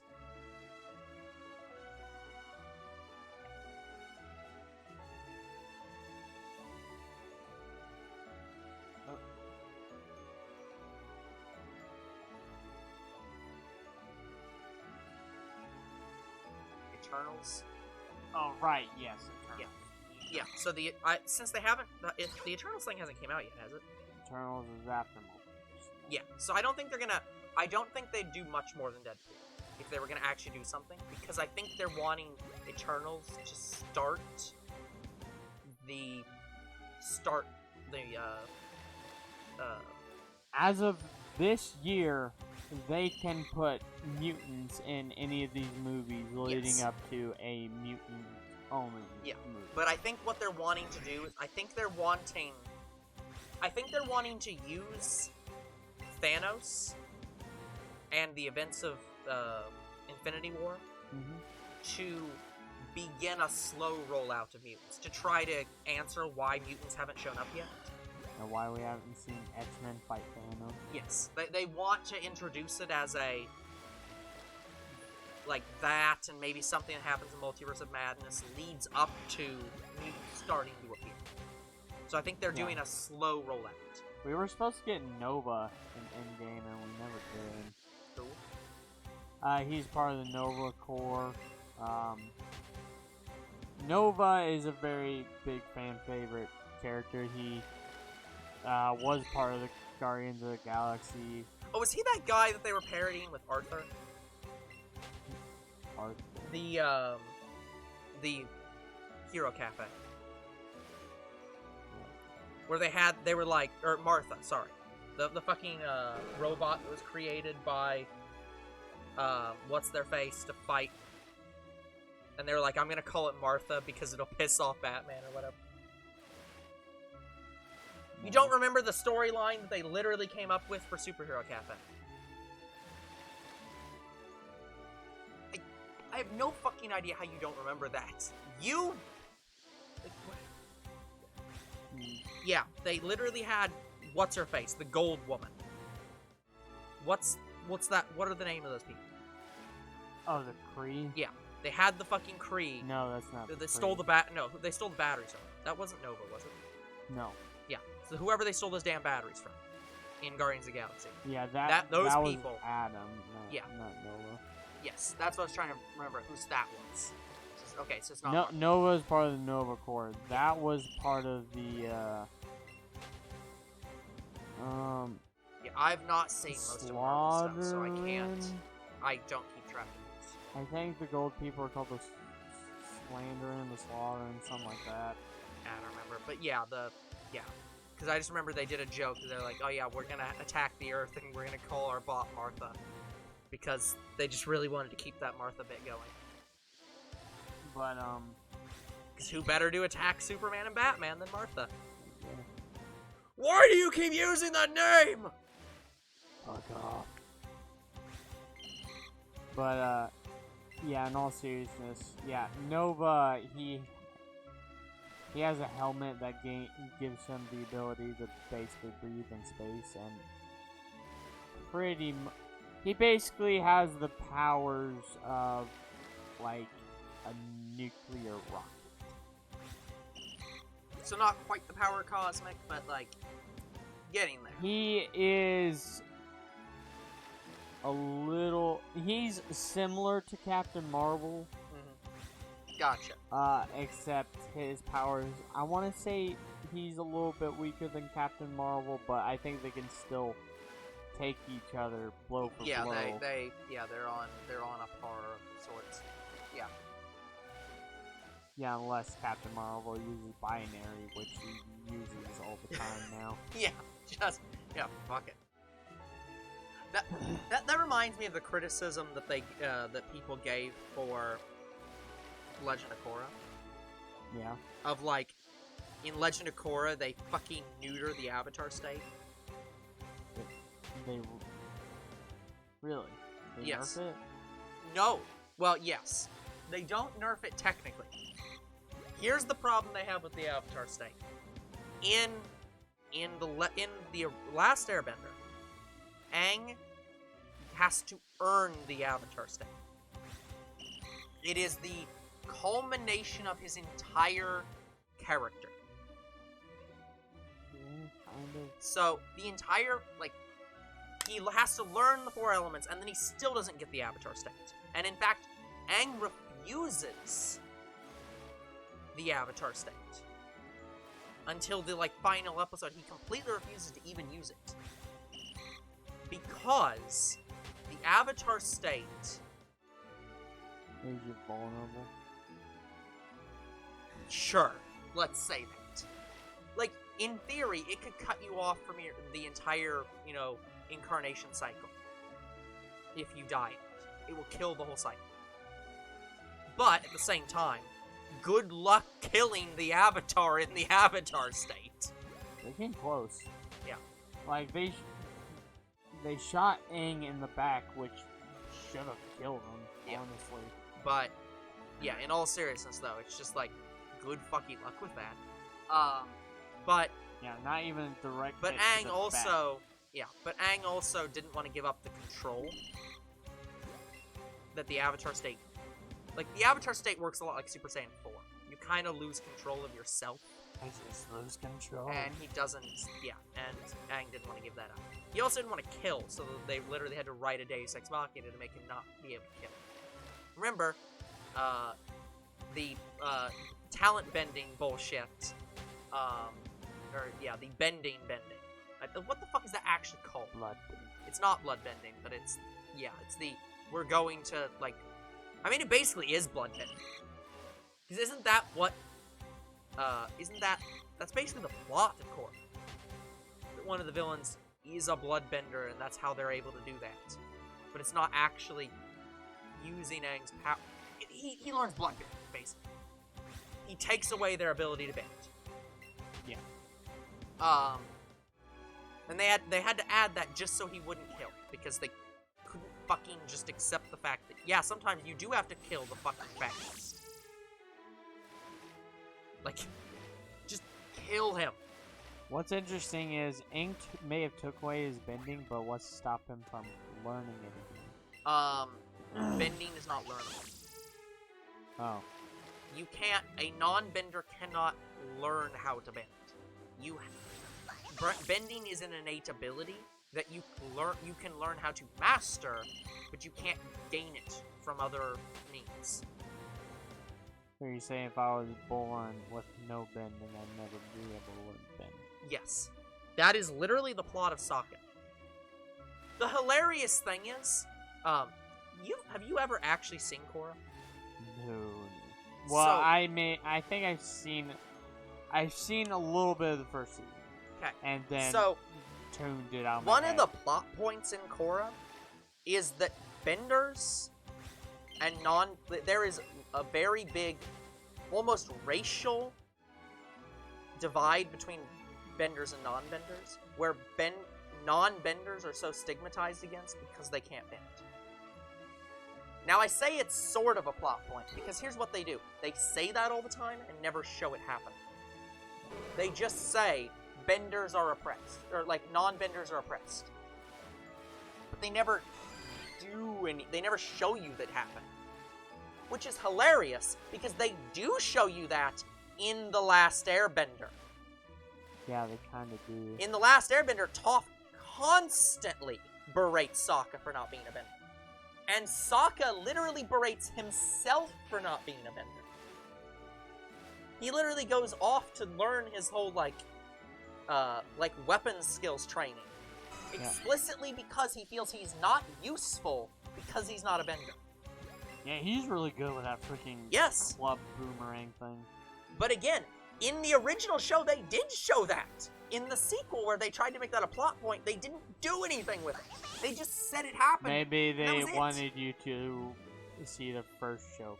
But that's not, you can't do that. You can't just say, because the whole point was like, there's a city of people being oppressed, and there's active oppression happening.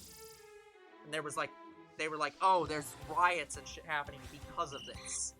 You can't say like, you can't just literally say, there's rioting going on because of non-bender oppression, and then show no signs of non-bender oppression in the entire show. Yeah, here's the thing about Korra. I thought some of the first season was fine. I didn't really have too big of a problem with it. The problem I had with it is it didn't need to exist. Well, yes, but no sequel needs to exist. But from what I hear, after the first season, the series Exactly. The series has a lot of great ideas throughout the series. Season 2 was beloved for the first half. Yeah, that's what I hear too. But no, here's the problem that happened with Korra. Well, I know the ending was big. Yes, but that's beside the point. No, what they did with Korra was, since you've seen parts of the first season, this is not spoilers for you.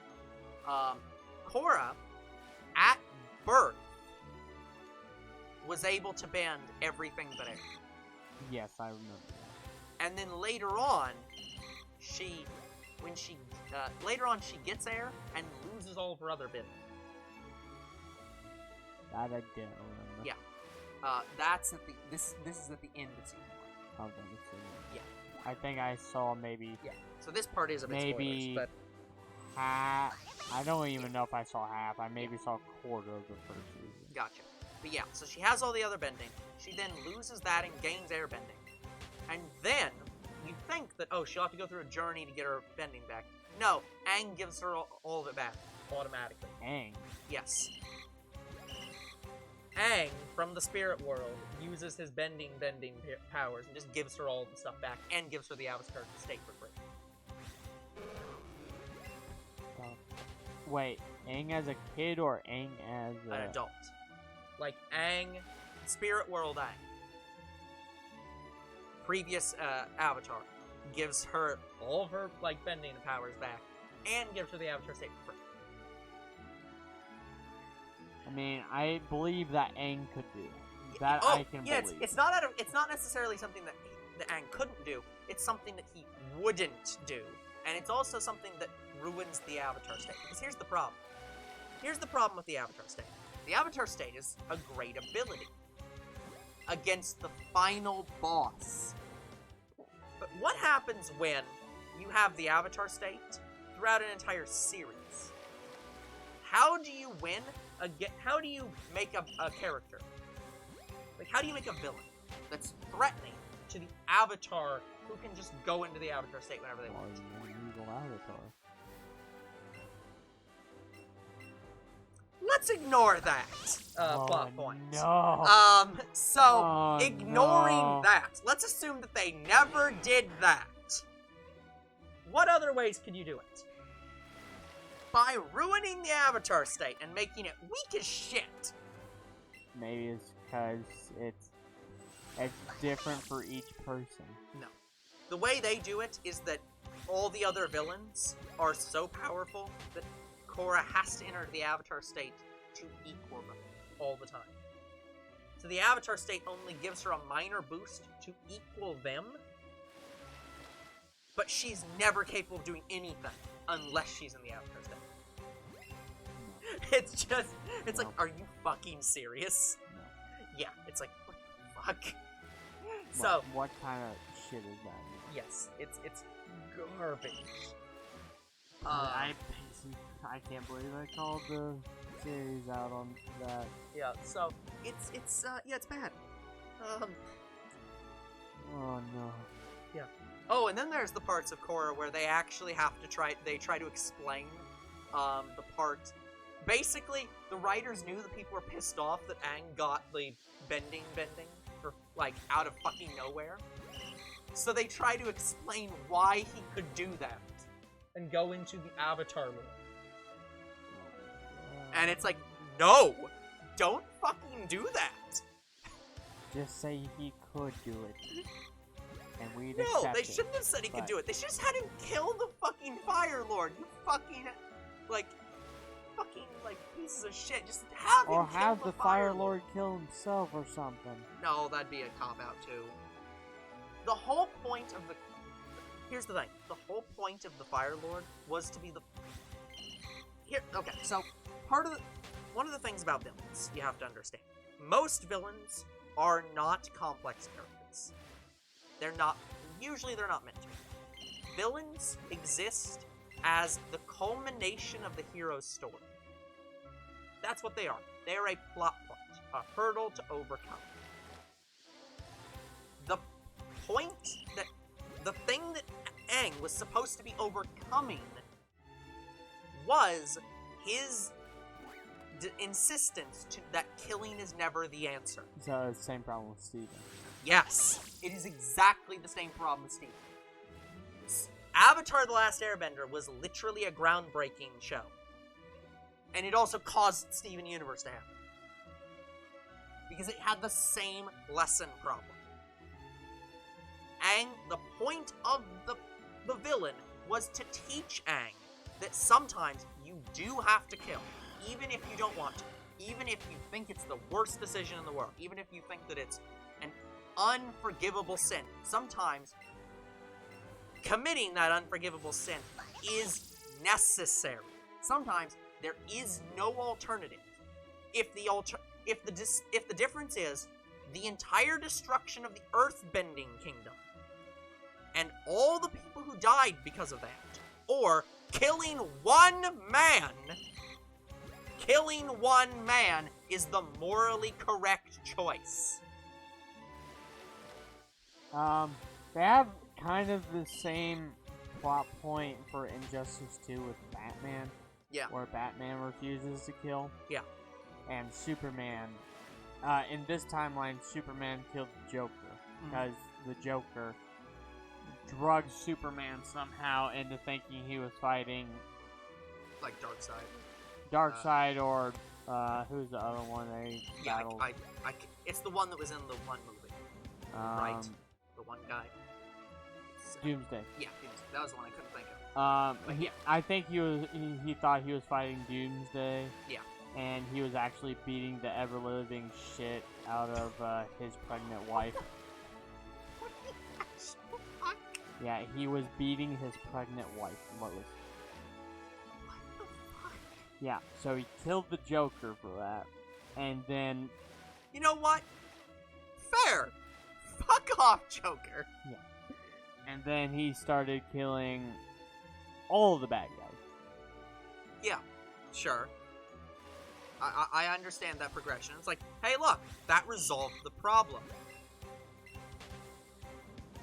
Let's resolve the problem permanently. But I believe Superman believed himself to be just judge, jury, and execution.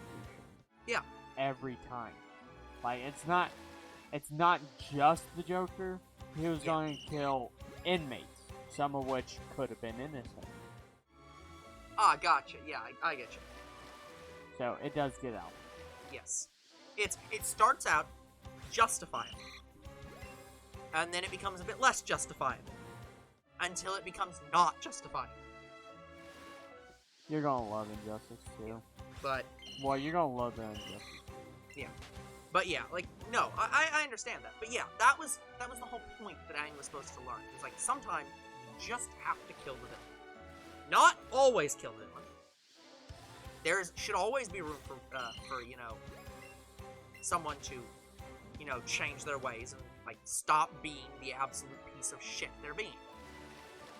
But, again, if you have, you know, Fire Lord Hitler over here trying to genocide the Earth Kingdom and kill all those people, and the alternatives are kill him or he will kill everyone, you kill him.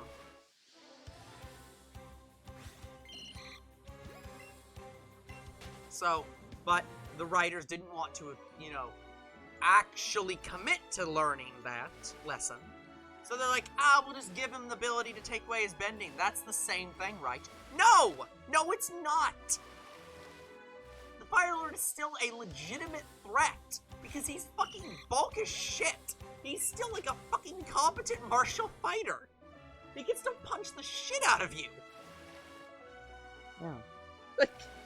No, you see, it made him weaker and... No! Fuck you! It paralyzed him from the waist down. Yeah, whatever. Fuck you. I took away your bending. You can't hurt anybody again. Takes out a sword and I wish you would've just bit him in the fucking hand then. Ow, you motherfucker! You bit my hand! You took away my bending! You bit my fucking ass! I'm trying to determine if eating your blood will give me my bending back. You know what you win? A death sentence. You think I wasn't gonna kill you before? I'm still not gonna kill you now. I'll just take away your ability to talk. He rips out his tongue with my hands. But no, yeah, it's bullshit. Yeah, like I loved Avatar. Yeah. I still like the ending. Like Yeah, Avatar did fine. Like, it was perfectly done. I agree that probably better off killing him. Yeah, here's the thing. Avatar was a great show that could have been better if they just killed the Fire Lord. But it's not, it doesn't ruin the show that they didn't kill the Fire Lord. Exactly. It's like, whatever. Okay, fine. You didn't kill the Fire Lord. Fine. Steven Universe was a show that was passable and kept getting worse, and then they fucking had the gall to still not kill the space Nazis. It's like, okay, and now we're done. Yeah. Yeah, having heard what happens in the rest of Steven Universe future, I'm just like, I still don't fucking want to watch it. I really don't need to see an episode where Steven tries to kill the white guy. It also wouldn't fucking matter. Like, they keep making this big deal of like, oh, he's gonna kill these people. Like, he's clearly unwell. It's like, he's fucking healing saliva. He can just heal any gem he breaks. He can kill the diamonds wherever the fuck he wants and still revive them. Yeah. What the fuck does it matter? Like, But here's the thing. I don't think it's actually possible to shatter a diamond even if they tried. I assume it is. No. Diamonds are unbreakable. Are we talking real life? Because no, they're not. They're like some of the most fragile gems. Haha, that's the joke. They're all fragile pieces of shit. But yeah, diamonds are extremely weak. Really? Yeah. You have to understand, diamonds are perfect lattice structures. When it's a perfect lattice structure, that means you can just slice. If you make one tiny cut in it, you can just go straight through. Because all the crystal lines up on that one line. So any cut you can make in it shatters the whole thing straight through in a straight line. Yeah, I've heard. Diamonds are some of the weakest gems. That's why diamond swords are not a real thing. Don't make diamond swords and diamond armor. They're terrible. Yeah, I think people think maybe Steven Universe were going for the Minecraft logic, and that's why the diamonds that were above all, but... No, they went with they're literally gods among gems. Their culture is based around being subservient to them and worshipping them as gods. And probably being sexually attracted to them, given their purpose. Because Pearl is not alone in their close desires to be with their diamonds, given the other two. Also, I'm actually surprised that Rebecca Sugar withheld the stupid, like, she didn't actually go with the stupid fucking logic of Pearl is actually White Diamond's Pearl because of the placement of her Pearl and the placement of White Diamond's gem, and Steven's Pearl is clearly the fractured one because of the Yeah, placement. I thought they traded pearls or something. Yeah, I loved watching the reviewer, who was going over it, Lily, who was like, that logic is so stupid to be real. That is so stupid that Rebecca Sugar would do it. And she actually didn't. Yeah, she fucking didn't. I'm like, wow, I'm surprised. Like, are you sure? You still have time. They did a whole episode about it. They can just bring it, they can just do it. No, you're not gonna do it. Okay. Yeah. They even looked like they were leading up to that. Because it was like, oh, Steven, yeah, like, Pink Diamond always hung out with that Pearl. And it's like, yeah, because it was her Pearl. That makes sense. Yeah. But they just never did it. And it's like, but, what? Speaking of Steven Universe, I feel like I have a way that I can maybe make... I think the way I'm like doing my fan fiction is a better way to possibly end the series. You're gonna have to do a lot of changes to make the Steven Universe end. Well, what I was going to do is, since all of these gems were referred to as her, I was going to write a story about another gem colony that was referred to as he. Just to let you know, because I do want to warn you, your fanfiction will absolutely be destroyed by the trans community. Because they will take that as a literal attack on them, because that's what you do. Why? Because they're labeled as she, because they're all it's supposed to be a female-oriented society because it's a trans situation. They're all she's. There isn't a gender. They're just referred to as she. There is, like, he and she does not exist for genders. This was going to be the same idea, just they refer Yes. to each other as he instead of she. Right. I'm just explaining to you, the trans community will read your story and call you a misogynist because Wasn't a thousand. your male-oriented thoughts of like the common thing of misogyny is like when you say like for somebody who says like, I don't have a problem with this woman being in a position of authority, I just wish it was a man in that position instead. They are absolutely going to say to you, well, the only reason you want them to be he is because you're a guy and you don't like the fact that they're literally empowering women by calling them she and having a female-oriented society. Yeah, my thought about making them he's was it was an entirely different colony, separate from the diamonds. Never met them I get before. you. I understand. I'm just that's telling the you. term they went with. I'm just telling you that they're going to say that because, and they're probably on some level right, because it's just she is only used because the whole series was written with a like LGBT mindset. The creator did that on purpose. Yeah, so I'm just saying that people are going to be angry about that, so, and I'm letting you know. So, well, anyway, I was going to go with this entire separate colony, and what I was going to have happen was literally the leader of this different colony was going to be named Black Diamond. Yeah, I get that. Yeah. Say about that. I know. And he is so evil, he basically can't be reasoned with. He basically split off all of his emotions into his son.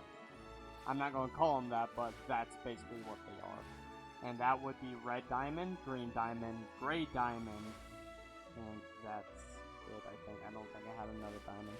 But yeah, just the 4 diamonds. Yeah.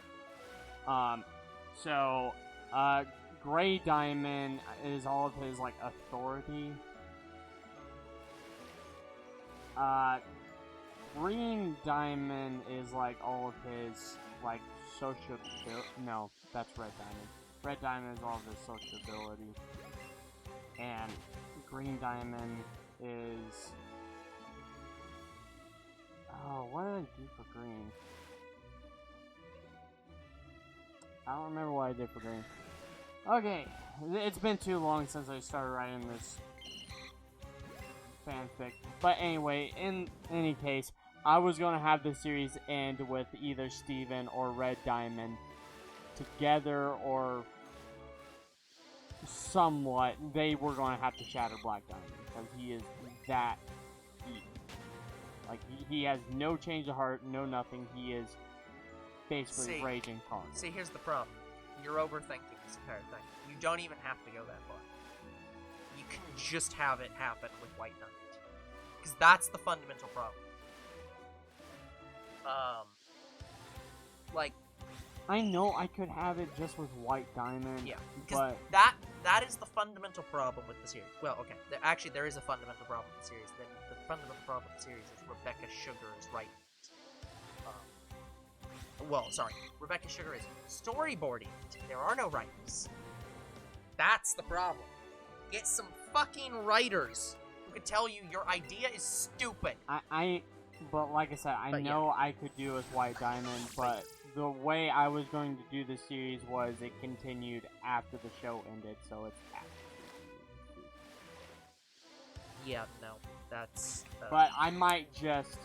Besides the Spinell movie, which I will... The Spinell movie is should be more canon than Steven Universe Future. Yeah.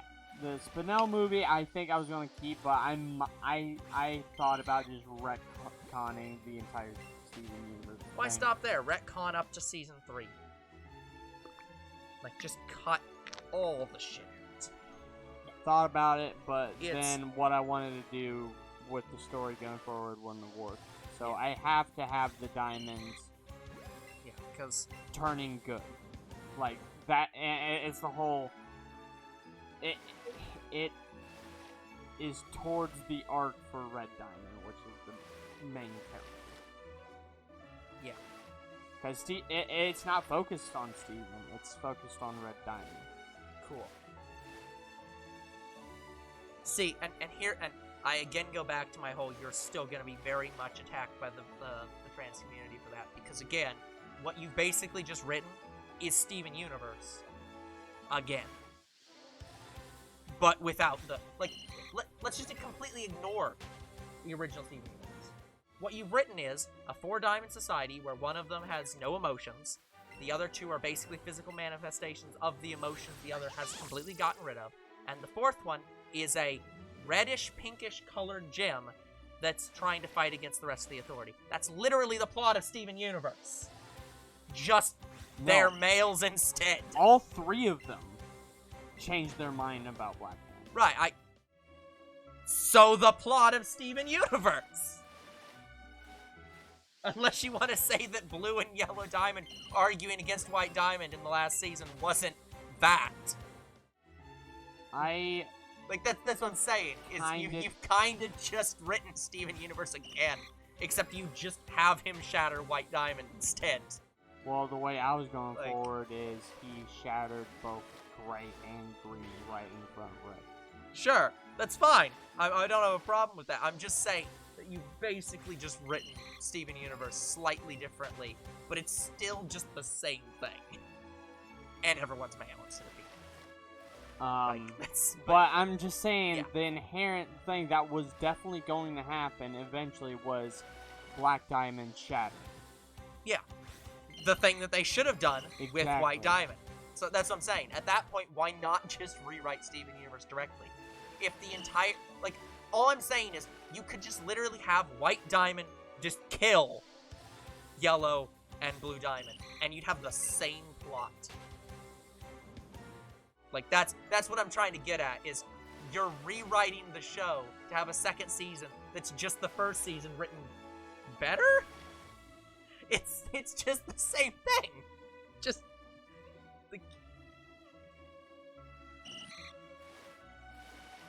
It's, yeah. But yeah, I agree with you. I agree, though, that the fundamental thing is just fucking have them die! It's like... it's just like... Kill them! Yeah, basically, it was supposed to kind of wrap up an arc with Steven and definitely wrap up Red Diamond's arc. Yes. Well, kind of. I was going to do a little bit after, like, how Red Diamond's life was going to be after Black Diamond went. Yeah. See, the way you could... Oh. Fuck. Okay. Here. I'll give you a way that you can make your story work. That's still probably piss off the trans community, let's be honest. But I've got a way that you can make it work where all of this makes a lot more sense. Is there a name for what... not Steven Universe, for what Adventure Time did? Is there a name for, like, where they had the gender bent characters? They don't have a name for that specific universe. I mean, like where they had Cake and Fiona. There's not a name for that, where you just have literally it's sort of a mirror universe almost. Just literally make it a mirror universe. Make it so that they are literally exactly opposite each other. Which is why Black Diamond is absolutely 100% evil and is irredeemable. White Diamond is absolutely a fucking child and stupid. So you want me to do like a universe hop thing? In effect, it gives, because it literally means you can keep Steven Universe canon. And you can have it so that Red Diamond, which is your main character, literally parallels Steven, but it is the opposite. I can make that work because technically this is how Red Diamond escapes. Yeah. So Red Diamond escapes thanks to the help of Green Diamond. Mm-hmm. And Green Diamond is shattered just before he escapes. Yeah. So his ship blasts off into space, and he doesn't know how long he's been out, but he passes out because his gem was cracked during the escape. Yeah, he effectively warp drives into another damn universe. I can actually make that work.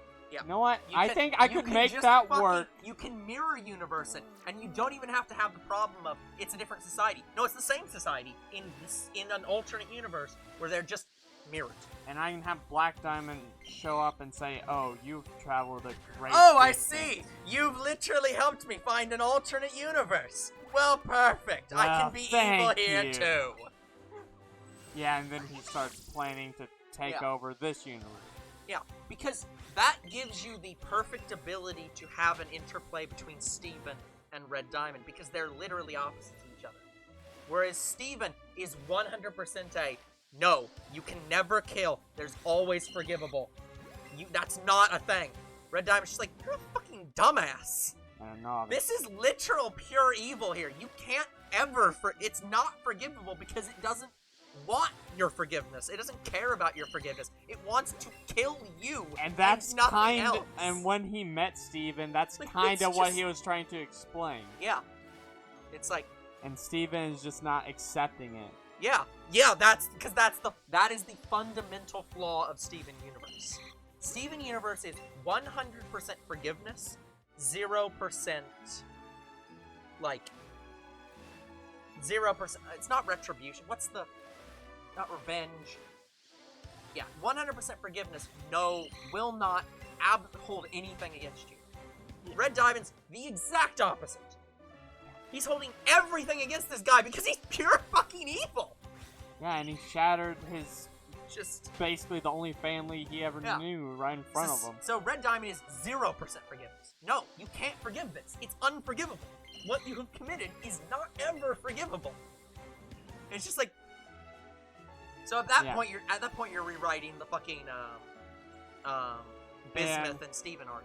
Yeah. That was basically the and get this, I could make that work so well because that's why I'm saying that that's why I was like, okay, it's like I want to make clear I was in no way saying your story idea was bad, but like I was like, yeah, it's the same story beat for beat. That's why it's the same story beat for beat. But if you think that would less anger the community, I might do that.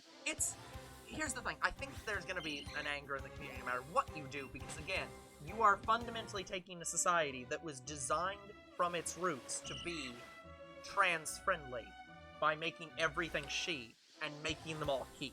So it is, no matter what you do, it's going to look misogynist, because, I mean, you're taking an entire society and just being like, but what if there was a version of them that were all he's instead? It's just like, I know you're not meaning it that way, but there are always going to be people who think you mean it that way because and also, looks like it. I had the same mindset of, look, they're just a gem society that were completely separate from the ones we know that we saw in Steven Universe, but instead of calling themselves she, they went with another term that they came up with, and they called themselves he. Yeah, it's just like, oh, of course they called themselves he's, just like everyone else. But yeah, I get, I'm on some level not being serious, but I am being serious because I don't want to hurt anybody's feelings, but well, that's just gonna happen. People's feelings get hurt no matter what happens. Sometimes you just have to accept you can't make everyone happy. But yeah, so. But I think that would be a better route. Yeah, I think you doing it as a mirror world would work better because then you can just say it's a mirror. They're literally inverses of each other. So if this culture is entirely she-based, the mirror of that is an entirely he-based culture. Yeah. You just have to do it that way. Like, that's... Yeah. So it's like, I think that people would be like, okay, I understand that. They might not be happy with it, but they'd be like, because they're not actually female. It's like, well, mine aren't actually male. Yeah. So it's like, but, yeah. I think you could more easily get away with the thing you're trying to do and look less misogynist doing it. Yeah, so, but if I was gonna make the character basically the mirror of Steven, and like you said, he will basically freaking just take revenge if necessary. Yeah. Absolutely every time. Yeah, 100% Here's revenge. Here's what really pisses Red Diamond off. Uh-huh. So he travels to this universe, and Yep. the Diamonds find him and take care of him, the ones we know. Yeah. We just love Steven, absolutely, and nothing else. They take care of him, and they even give him a pearl. Yeah. Well, this pearl's one of a kind. It's a coral pearl. Yeah, they're all sort of one of a kind, but yes. I'm saying she's the only one of her kind. Yeah. Well... Didn't they mention that? I swear that was a thing in the actual show where they mentioned, like, pearls being, like, coral-based. I can't remember. They are... kinda... They... I don't remember. I don't remember how to explain it, but they are coral-based, but they're not full-on coral pearls, because coral pearls have kind of like a reddish color. Yeah, they're all... Yeah, the weird thing is that all the gems in Steven Universe are supposed to be from stone. Like, they're actual minerals, like gems. Yeah. Even though bismuth isn't a gem... Well, obsidian... Well, it's like bismuth sort of isn't a gem, and obsidian definitely isn't a gem. No, that's like a rock, right? Yeah, but they literally did that, so what the fuck do I know? And yeah, pearls are not really rock either, they're whatever. But yeah, it's same thing.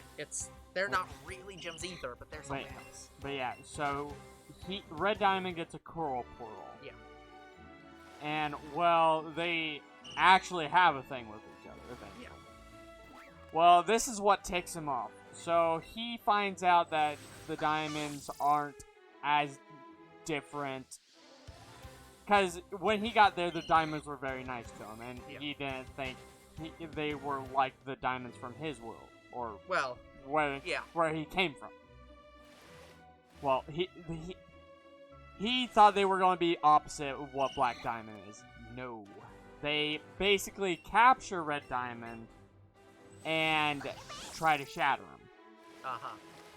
Well, before they do that, they shatter Coral Pearl right in front of him. Uh-huh. And then they find out they can't actually shatter Red Diamond. Uh-huh. Because his gem is special. Yeah. Well, it's because he experimented on himself. Uh-huh. He experimented on himself to where he basically found eternal life by accident. Uh-huh. He can basically shift and, like, mold his gem in any shape or form he wants to. Interesting. So, instead of killing him, well, they can't, they entrap him along with Black Diamond. They have them trapped together in the same enchantment. It's very concerning. I would not recommend that. That sounds like a bad plan. Yeah, for years. That sounds like a bad plan. Well, I say the same, but they're just in the same room. Yeah. But they can still hear and talk to each other. Not a great plan. No, it's not. See, you thought I was pure evil. I'm not the one forcing you to sit here against your will, now am I? See, I can be not that bad. Just help. Yeah, we should just both escape and kill them. But They're yeah. assholes. So they entrap him in kind of like a pocket dimension, in a way. Yeah. And they are sent to Earth. Just They entrap them in an enchantment on Earth. Well, and Pink doesn't know that. They are in a secret entrapment, just like the cluster is. See, secretly, they were trying to develop the whole planet into a cluster so they could blow it up and try to kill them. But no, so then years later, after Red Diamond gets out, thanks to Spinel's, Ultra Drill, yep. Yeah. They didn't really go into enough about the fact that the cluster was still on the fucking planet when Spinel was drilling into it. So while she was drilling, she lets loose both Black Diamond and Red Diamond without knowing it. Uh-huh. And when Red Diamond comes to, he entraps Black Diamond in his own enchantment. Uh-huh. And he tries to shatter him, and Steven is fighting Red Diamond at this point. You can't be shattering these gems! You are insane. Pretty much. You are literally insane. Anyways, Red Diamond eventually... there is something wrong with you. You need help. Red Diamond eventually agrees to Steven's terms for now. Right. Because he still intends to Yeah, shatter. I agree to your terms. Yeah, he's lying out of his teeth. Yeah, I swear I will be good. Just well, let me out. He then learns that the people who entrapped him, the diamonds, are good now. And he finds this really, really hard to believe. And so he has Steven sends them to Earth. Can you guess what Red Diamond does next? I don't need to guess. He begins freaking destroying them. He doesn't kill them, but he just freaking wrecks their shit. And yeah, so if I could make him definitely unforgiving in that moment, like I could change it to where he's just so unforgiving of them that at the sight of them he would just kick the shit out of them. Yeah, just no. Yeah. I'm sorry. I literally showed up at their doorstep saying, hey, there's a galactic fucking genocide, guy following me. You should probably help me kill him. And their plan was to entrap me and experiment on me and try to kill me. And how I was going to do part, honestly, that would just make the diamonds even worse. Yeah. That would, because the problem with the diamonds fundamentally is they should not have been redeemable. I know. So the fact that you redeemed them when they literally just kidnapped somebody that fucking showed up on their doorstep asking for help and experimented on them and tried to murder them in cold blood and still redeemed them. It's like, what the fuck is wrong with you? Yeah, and to show that they had a little bit of redemption, for my story, to show that they had a little bit of redemption in them, White Diamond presents Red Diamond with a gift. Coral Pearl. It's the same one. They took her, reanimated her gem because she was the only one of her kind, so they didn't want to lose her. Why did they destroy her? They destroyed her so they could reset. But they could just do that. They didn't. I was gonna say they didn't have the technology at the time. They can't do that as of the Spinel movie. Yeah, but canonically, they can't. They don't have a way to heal gems. That's Steven's thing. I know, but this is like the full power of the diamonds. I'm pretty sure they, Steven, along with the other diamonds, can reanimate a gem. Yes, but what I'm saying is the other diamonds can't. I mean, along with Pink, they could have. Yeah, well, yes, but okay, it's like that's what I'm saying. Yeah, yes, but what I'm trying to say is you've got it. I think you've got it a bit backwards. The way you're viewing it is, all 4 diamonds together can do this thing. But the situation, that's only true when Pink Diamond is there. So for example, the best way to describe this is Well, Red Diamond was supposed to be Pink Diamond when he traveled to the universe. But like, no, but this was several thousands of years ago. No. But yeah, I get that. But what I'm saying is this. Pink Diamond has the ability to heal people. Yeah. And the reason that the 4 diamonds together can reanimate a gem is because the other diamonds are... Okay, so I'm gonna try to explain this in the best way I can. In D&D, there is an ability called Aid Another.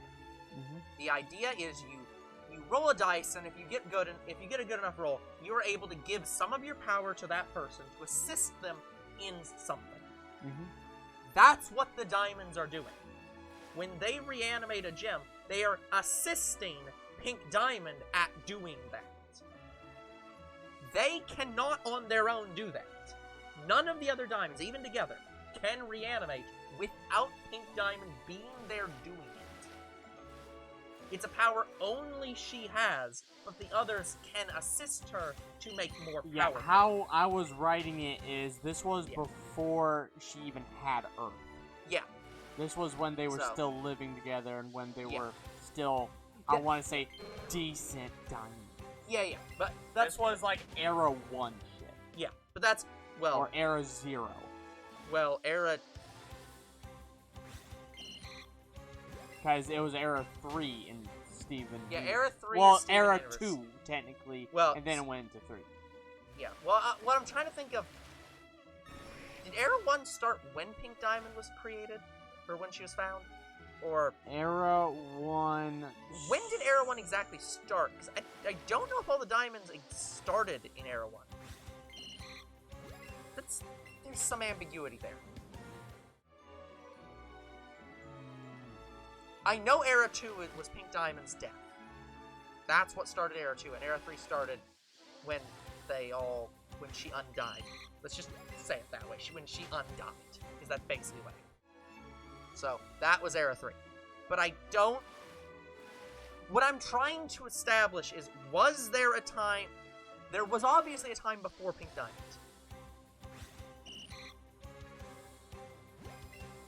I just don't know if there was an era for that.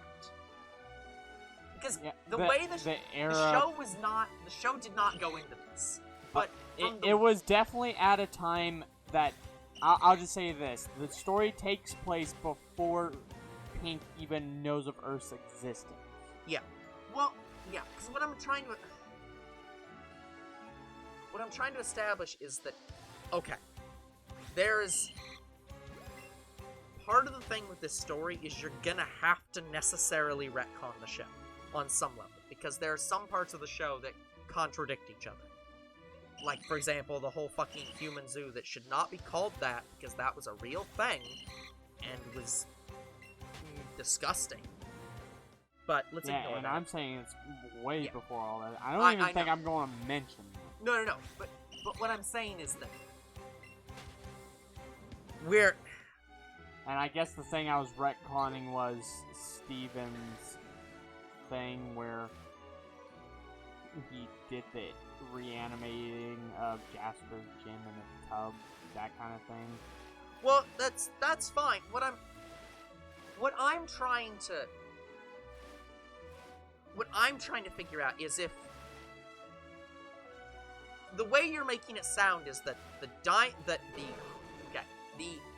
quote-unquote good diamonds, the Steven Universe diamonds, shatter the pearl to reset them. But they also did it to make a point to Red Diamond. Well, here's the thing. So it's... I'm trying to they only reanimated Curl Pearl specifically because she was the only one of her kind. No, I get that. I'm not trying to figure that out. What I'm trying to figure out is if this is something that... Because you gotta remember, canonically, real canonically, because this is gonna be a whole lot of fucking trying to figure this shit out. In the final canon of Steven Universe that Rebecca Sugar came up with at the last minute, Pink Diamond is well, let's just call her this. She is a pretentious brat that wants more than her type. She wants something, like, she wants to own a planet because that's her title, basically. Mhm. She is basically a spoiled brat. But she is also not evil, in quotes. Because she canonically, you know, in with, like, the whole human zoo that she now didn't run ever. Because Mhm. they retconned that. She was, like, completely against that. Was trying to argue for gem rights and stuff as a diamond and stuff like that. So, she was, you know, a very good person, let's say that. Mhm. Okay? What I'm trying to figure out is if it would be in character for Pink Diamond to be going along with this plan at all. That's the part I'm trying to figure out. No. Sorry, I So- left some information Yes, out. thank you. Let's go there. The information I didn't say about it was Pink Diamond was actually very protective of Red Diamond. Cool, gotcha. That makes fair And enough. That she, makes sense. yeah, she liked Red Diamond. Sure, Like, she gotcha. thought, basically, Red Diamond was basically, Was boyfriend number 1. no. Red Diamond basically would eventually lead her fascination with other life. Okay, cool. That was the whole Gotcha, point got you. of her liking Red Diamond, and Yeah. why she That- was yeah. actually not present at his capture or his Yeah. shattering, because she then finds out about Earth. Yeah, yeah. So she goes visits Yeah, it. liking is, probably liking's not the right word here. Fascination. Enjoyment in, like, Enjoyment in another species. yeah. Kind of. She's, scientific intrigue, we'll Yeah. go with. That's But anyway, probably she closest. finds out about Earth. Yeah. And she goes off-world, and she's not there when Red Diamond is captured, Right. tortured, and... Right, but and- that's where I'm hitting the problem. If she's not on board with all that, and again, canonically, only Pink Diamond can revive gems, the others can't Well- without their tech or without her assisting. How did they revive the Pearl? What I was gonna have happen was they lied about where Red Diamond went, and they said that he was actually evil, that he turned on them, and so they shattered his pearl in the fight before sending him off world. or Gotcha. something. Okay, that's fine. That's fine then. I understand now. And that was thus, you can see the and there was it eventually leads to her being reanimated because they wanted to keep it. Yeah. They wanted to keep Coral Pearl. I feel like there's probably some plot point that would break with the current meta of Steven But Universe. But who the fuck cares But what the current anyways, meta of Steven like, Universe is? I don't have that part written Yeah, yet, so who cares? so, Like, that's not the point here. but But yeah, Pink absolutely did not support the Yeah. thing about Red Diamond's capture. Yeah. Well, Gotcha. that's because she couldn't support it or anything like that because she was off-world. I'm not here right now. Please leave a message, and I will get back with you whenever I'm done ogling these human guys. But yeah. That was basically her thing. She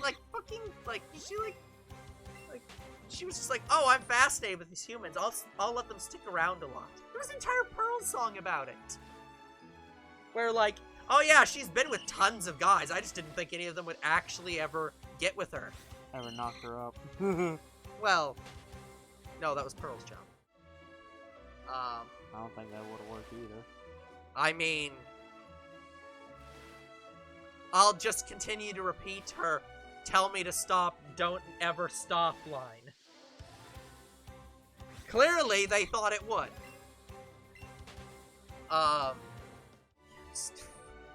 Still can't believe that damn line. Just, I'm lusting after you, tell me to stop. No. It's just, Do you not what? It doesn't fucking matter.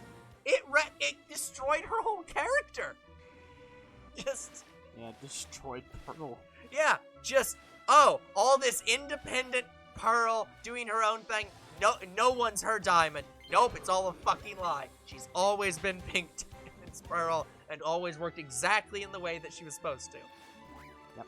It's just, it fucking ruined the character. But yeah, yeah, it's gonna be hard for me to write Pink Diamond because, well, the thing about it's hard for you to write a character that's simultaneously alive and dead. That, and also the thing is, Pearl was supposed to meet Red Diamond. Yeah. Like, the Pearl we know. Yes. The actually not White Diamond's Pearl, because Rebecca Sugar was surprisingly, not that, obvious. Yeah. So Red Diamond doesn't meet the first Pearl that Pink She doesn't meet White Diamond's Pearl. No, he meets White Diamond's Pearl, just the one with the eye crack. Yeah, that's what I'm saying. We're making the joke that that's actually Pink Diamond's Pearl and Pearl is White Diamond's Pearl, and they swapped somehow. So she didn't. I was gonna write she never had a Pearl. Yeah. And so, well, she was never supposed to have a Pearl, and she had one. Yeah. But that's very. I would love to ask a lot of questions about that. It's like White Diamond, the leader of the Diamonds, doesn't have a Pearl. I'm interested in this. Yeah, but well, we saw what we got. Would you believe that I'm more excited about this story that, again, I think it's fan fiction. It's on some level always going to be trash, because that's fan fiction. But I'm more excited about that than Steven Universe, because Steven Universe was just fan fiction of itself. And still trash. But yeah, I still liked the idea of White Diamond's control over Pink Diamond is she took her Pearl. Yeah, it makes fucking sense. So that's why I think I'm going to keep it. Like, you're gonna keep the thing that's not canon, but you're gonna make it canon because it makes sense. Why the fuck not? Why not just do it? So he meets White Diamond's Pearl in quotes. Yeah. White Diamond's now Pink Diamond's Pearl. And he meets Blue Diamond's Pearl. Yeah. Yellow Diamond's Pearl. And he meets the Pearl we know Pink from Diamond's now Steven. Yellow Diamond, or now White Diamond's Pearl. The other thing is, do we even know that these pearls are actually, like, infinite? Mm-hmm. Like, so Steven Universe doesn't really talk about this, but, like, we know that gems are born. Mm-hmm. Because, like, well, they're sort of created, born, whatever. Yeah. They are somehow birthed from, you know, the colony process. Yeah, so we know all the pearls came from somewhere. We know the diamonds came from somewhere. That place where, okay, did you watch the episode where the original pearl fused with the new pearl? Yes. Okay, I was gonna write that place was the birthplace of all pearls. Sure, but the point I was getting at wasn't that. The point I was getting at was, okay, we know there's a beginning point. That there is a time before the diamonds and before the pearls and before everything. Mm-hmm. What I'm trying to get at is, do gems have a lifespan? Do they have a lifespan? Yeah. Is there an end point that's not just they shatter? Is there they have a point when their gem no longer will continue to function due to age, effectively? I don't think so. Yeah, that's... White Diamond is the oldest gem. Yeah. Like her form definitely got, like, thinner, I guess, over time, but I think that's because that's just how she's supposed to look. Yeah. Well, in effect, the diamond, like, all gems are able to change their form at will, basically. Well, in quotes. Yeah, and so that's why White Diamond chose that form, to look like that. But yeah, so it's like... But yeah, it's like... So, honestly, I don't think because we know they can reset them in that, especially in that area. We know they now can reset them. Yeah. The gems themselves can probably age, the forms cannot.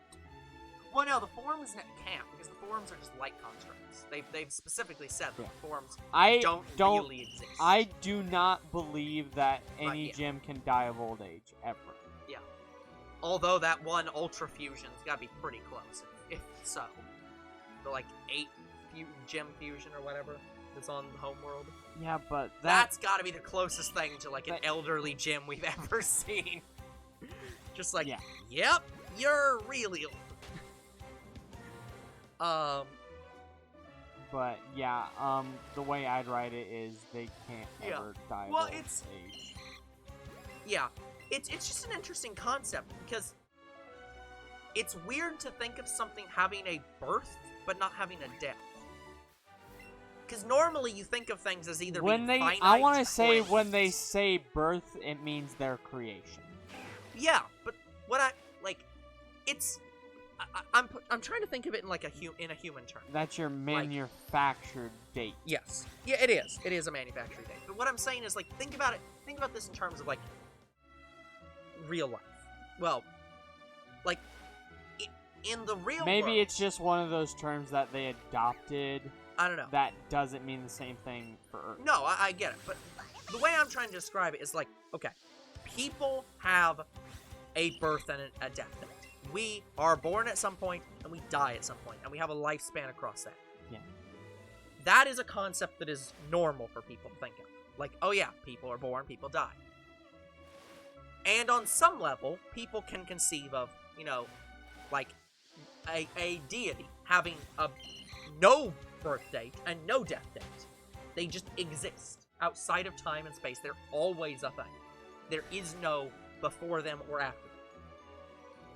But it's weird to think of something that has a birth, but then goes on forever. It's like, I'm trying to conceive of that. Because I'm just like, how would that... In my story, like, that gives me an idea. Like, I might retcon that for maybe the mirror universe, where Red Diamond could go up to one of them and say, why you call it your birth date? You're not born, you're manufactured. In our world, we call it our creation. Yeah. Not but yeah, our again, birth. it's I agree. I don't think they really call it birth, even in Steven Universe. They just call it, like, I'm just saying it that way because it's the same thing no matter what. Manufacturing, creation, birth, it's the same thing.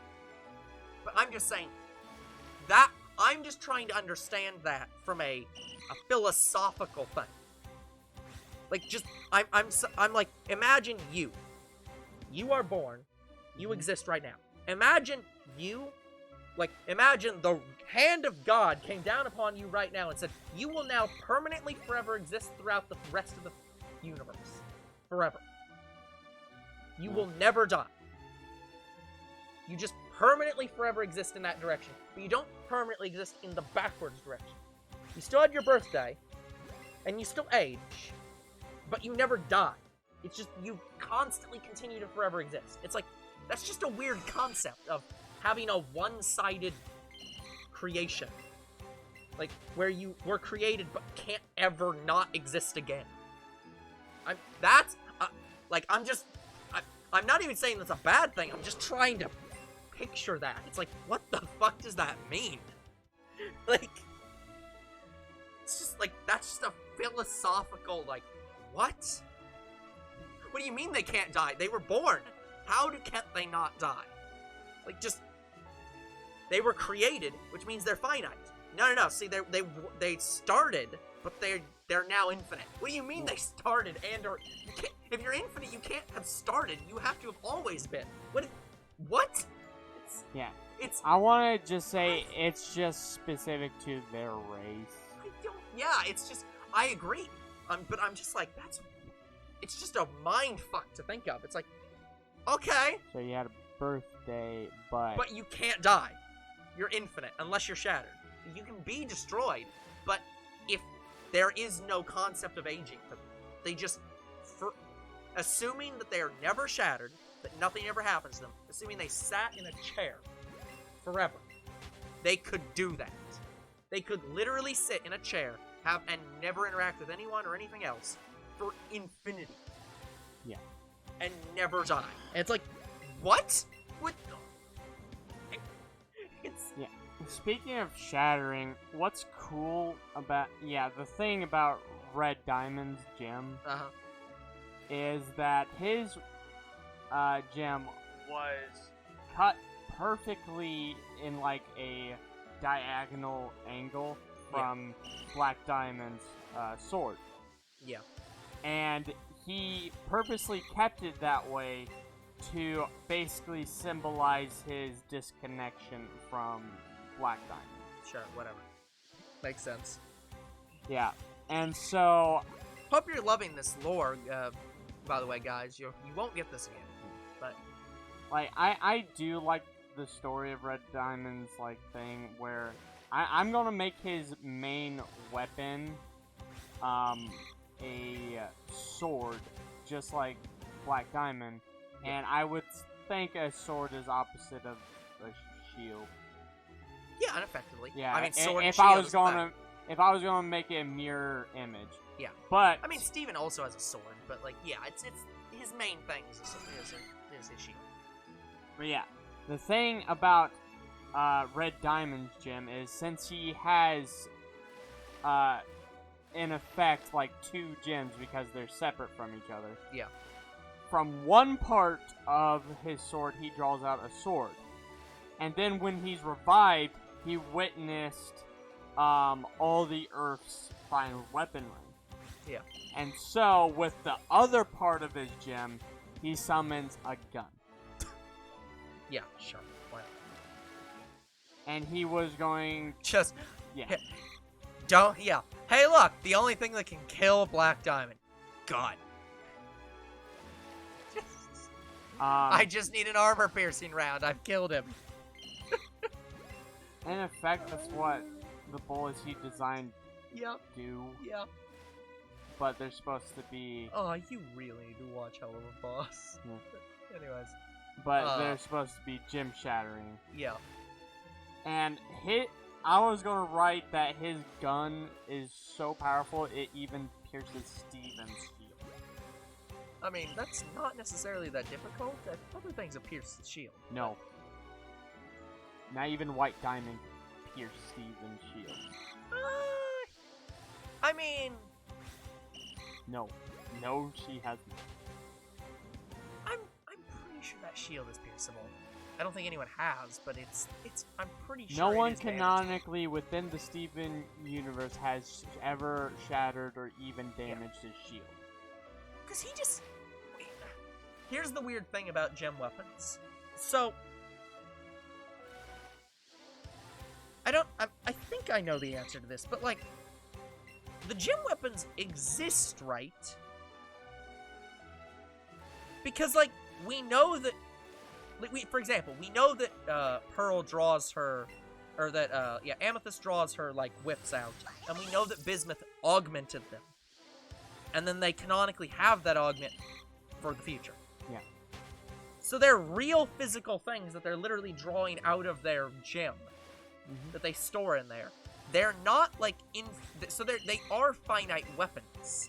It's not like if they damage it, they can put it back in, draw it back out, and it's gonna be fixed. It is a physical, real thing.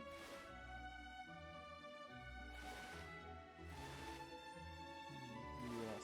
Because that's what I was gonna say. If it's actually a gem weapon, they could just make infinite of them. So it wouldn't matter if they get pierceable or not, because they could just, the next one we see could be a completely different one. But the one, like, all those weapons they have are canonically the only one. There is not another Steven shield. He is not everyone is a different one. They're all the same one. Steven's shield, from what I understand, is one of a kind. Yeah, same thing with Pearl's actual trident. And Amethyst's, whatever the fuck that is. Cat of Nine Tails, I think. But here's the thing, Amethyst summoned 2, so they can definitely duplicate their weapon. Yeah, so that's the question. Is his shield actually undamageable, or does he just keep duplicating them? I don't know I think they're supposed to be one of a kind, but I don't know. But yeah. She might just have two of those. She just only uses one most of the time. But Well, I don't know. I think Pearl summoned 2 spears at one point. Yeah. I don't know, though. That's what I'm saying. It's like, I know that the Holo Pearl can summon Infinite. That's because they're all holograms. Yeah. But, yeah. That's a lore question I don't know the answer to, because I don't know if there is one. But yeah, I think they're physical, real objects that don't infinitely copy. I think they physically have to store them. But yeah, it's... Where's I going with that? I don't remember. But yeah, that I will admit that's very strong. But yeah, I was gonna have Black Diamond witness Steven's shield, and then he creates a shield of his own. Sure. Oh yes, that is a very good. It's a movable wall. You know what? I'll make movable wall. Actually, we call it a shield. Sure, whatever.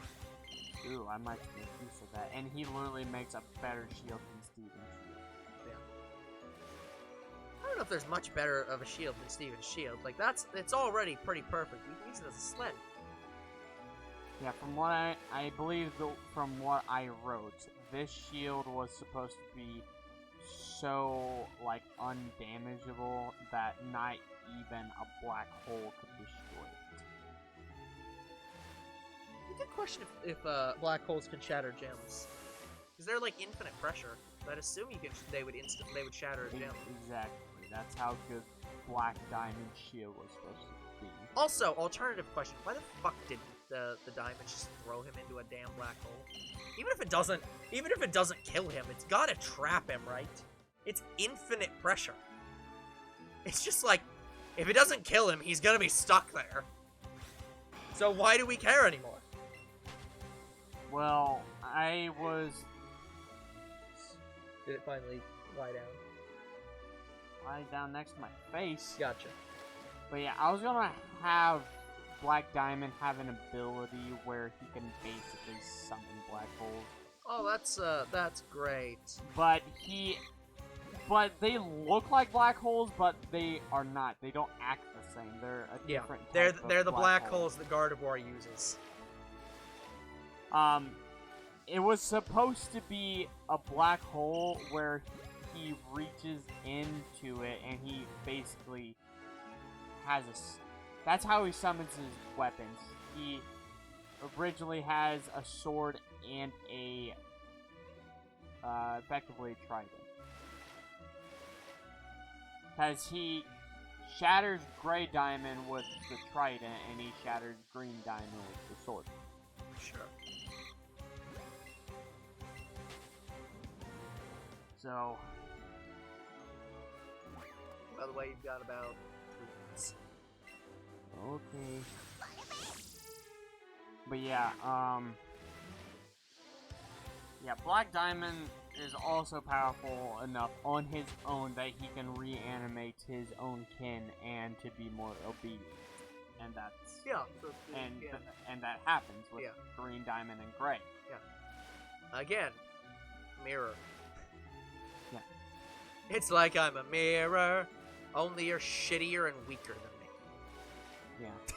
Black Diamond, even though Black Diamond got tricked, he got tricked into eating an enchanted seal. Even though Black Diamond got tricked, he is pretty much one of the most powerful beings in all the universe. And others. Well, now others, because you gave me that idea. Yeah, because, again, it would work. The best way to make it work, mirror. Just they're mirrors. Yeah, he is supposed to be so powerful that he can... Mirrors, Jimmy!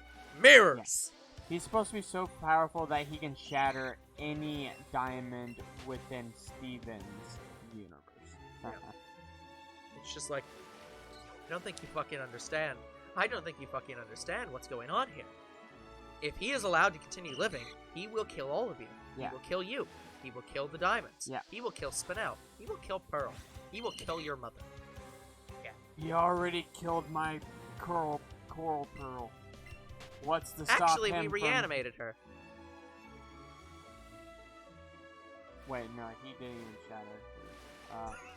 You're forgetting your own lore. He already killed my brothers. What's to stop him from killing your family? Forgiveness? I was gonna make like a reference to Terminator, like he can't be bargained with, he can't be reasoned with, all he knows is to destroy. Well, if you're gonna go that far, just do a Batman reference. Some diamonds can't be bought, bargained with, or reasoned. Yes. Some diamonds just want to see the universe burn.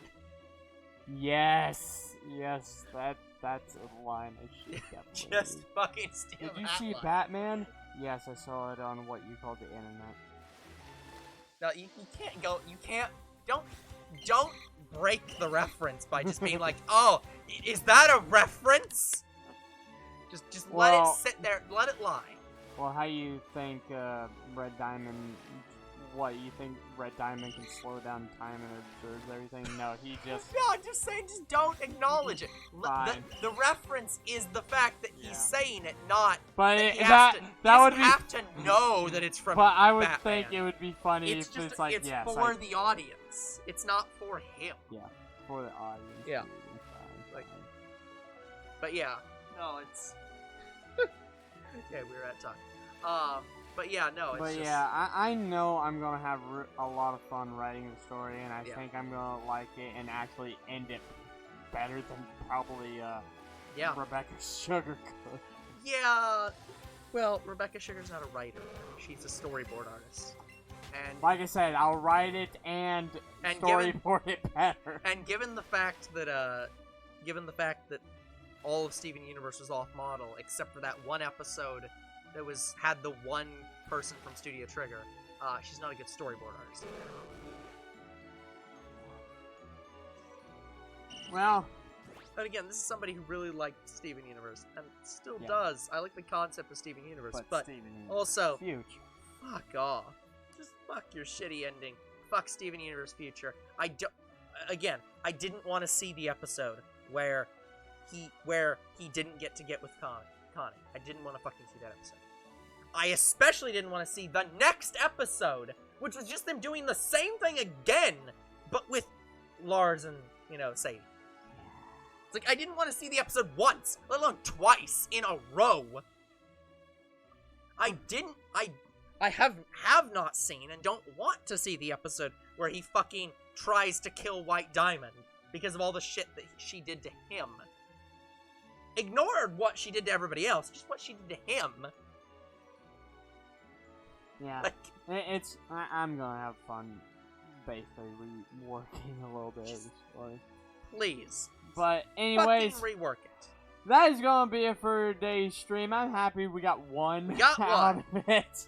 So Everybody gets one. like and subscribe to our YouTube and Twitch. Comment to our videos. We do read them. Follow on Twitch, and we'll see you guys next time. Goodbye.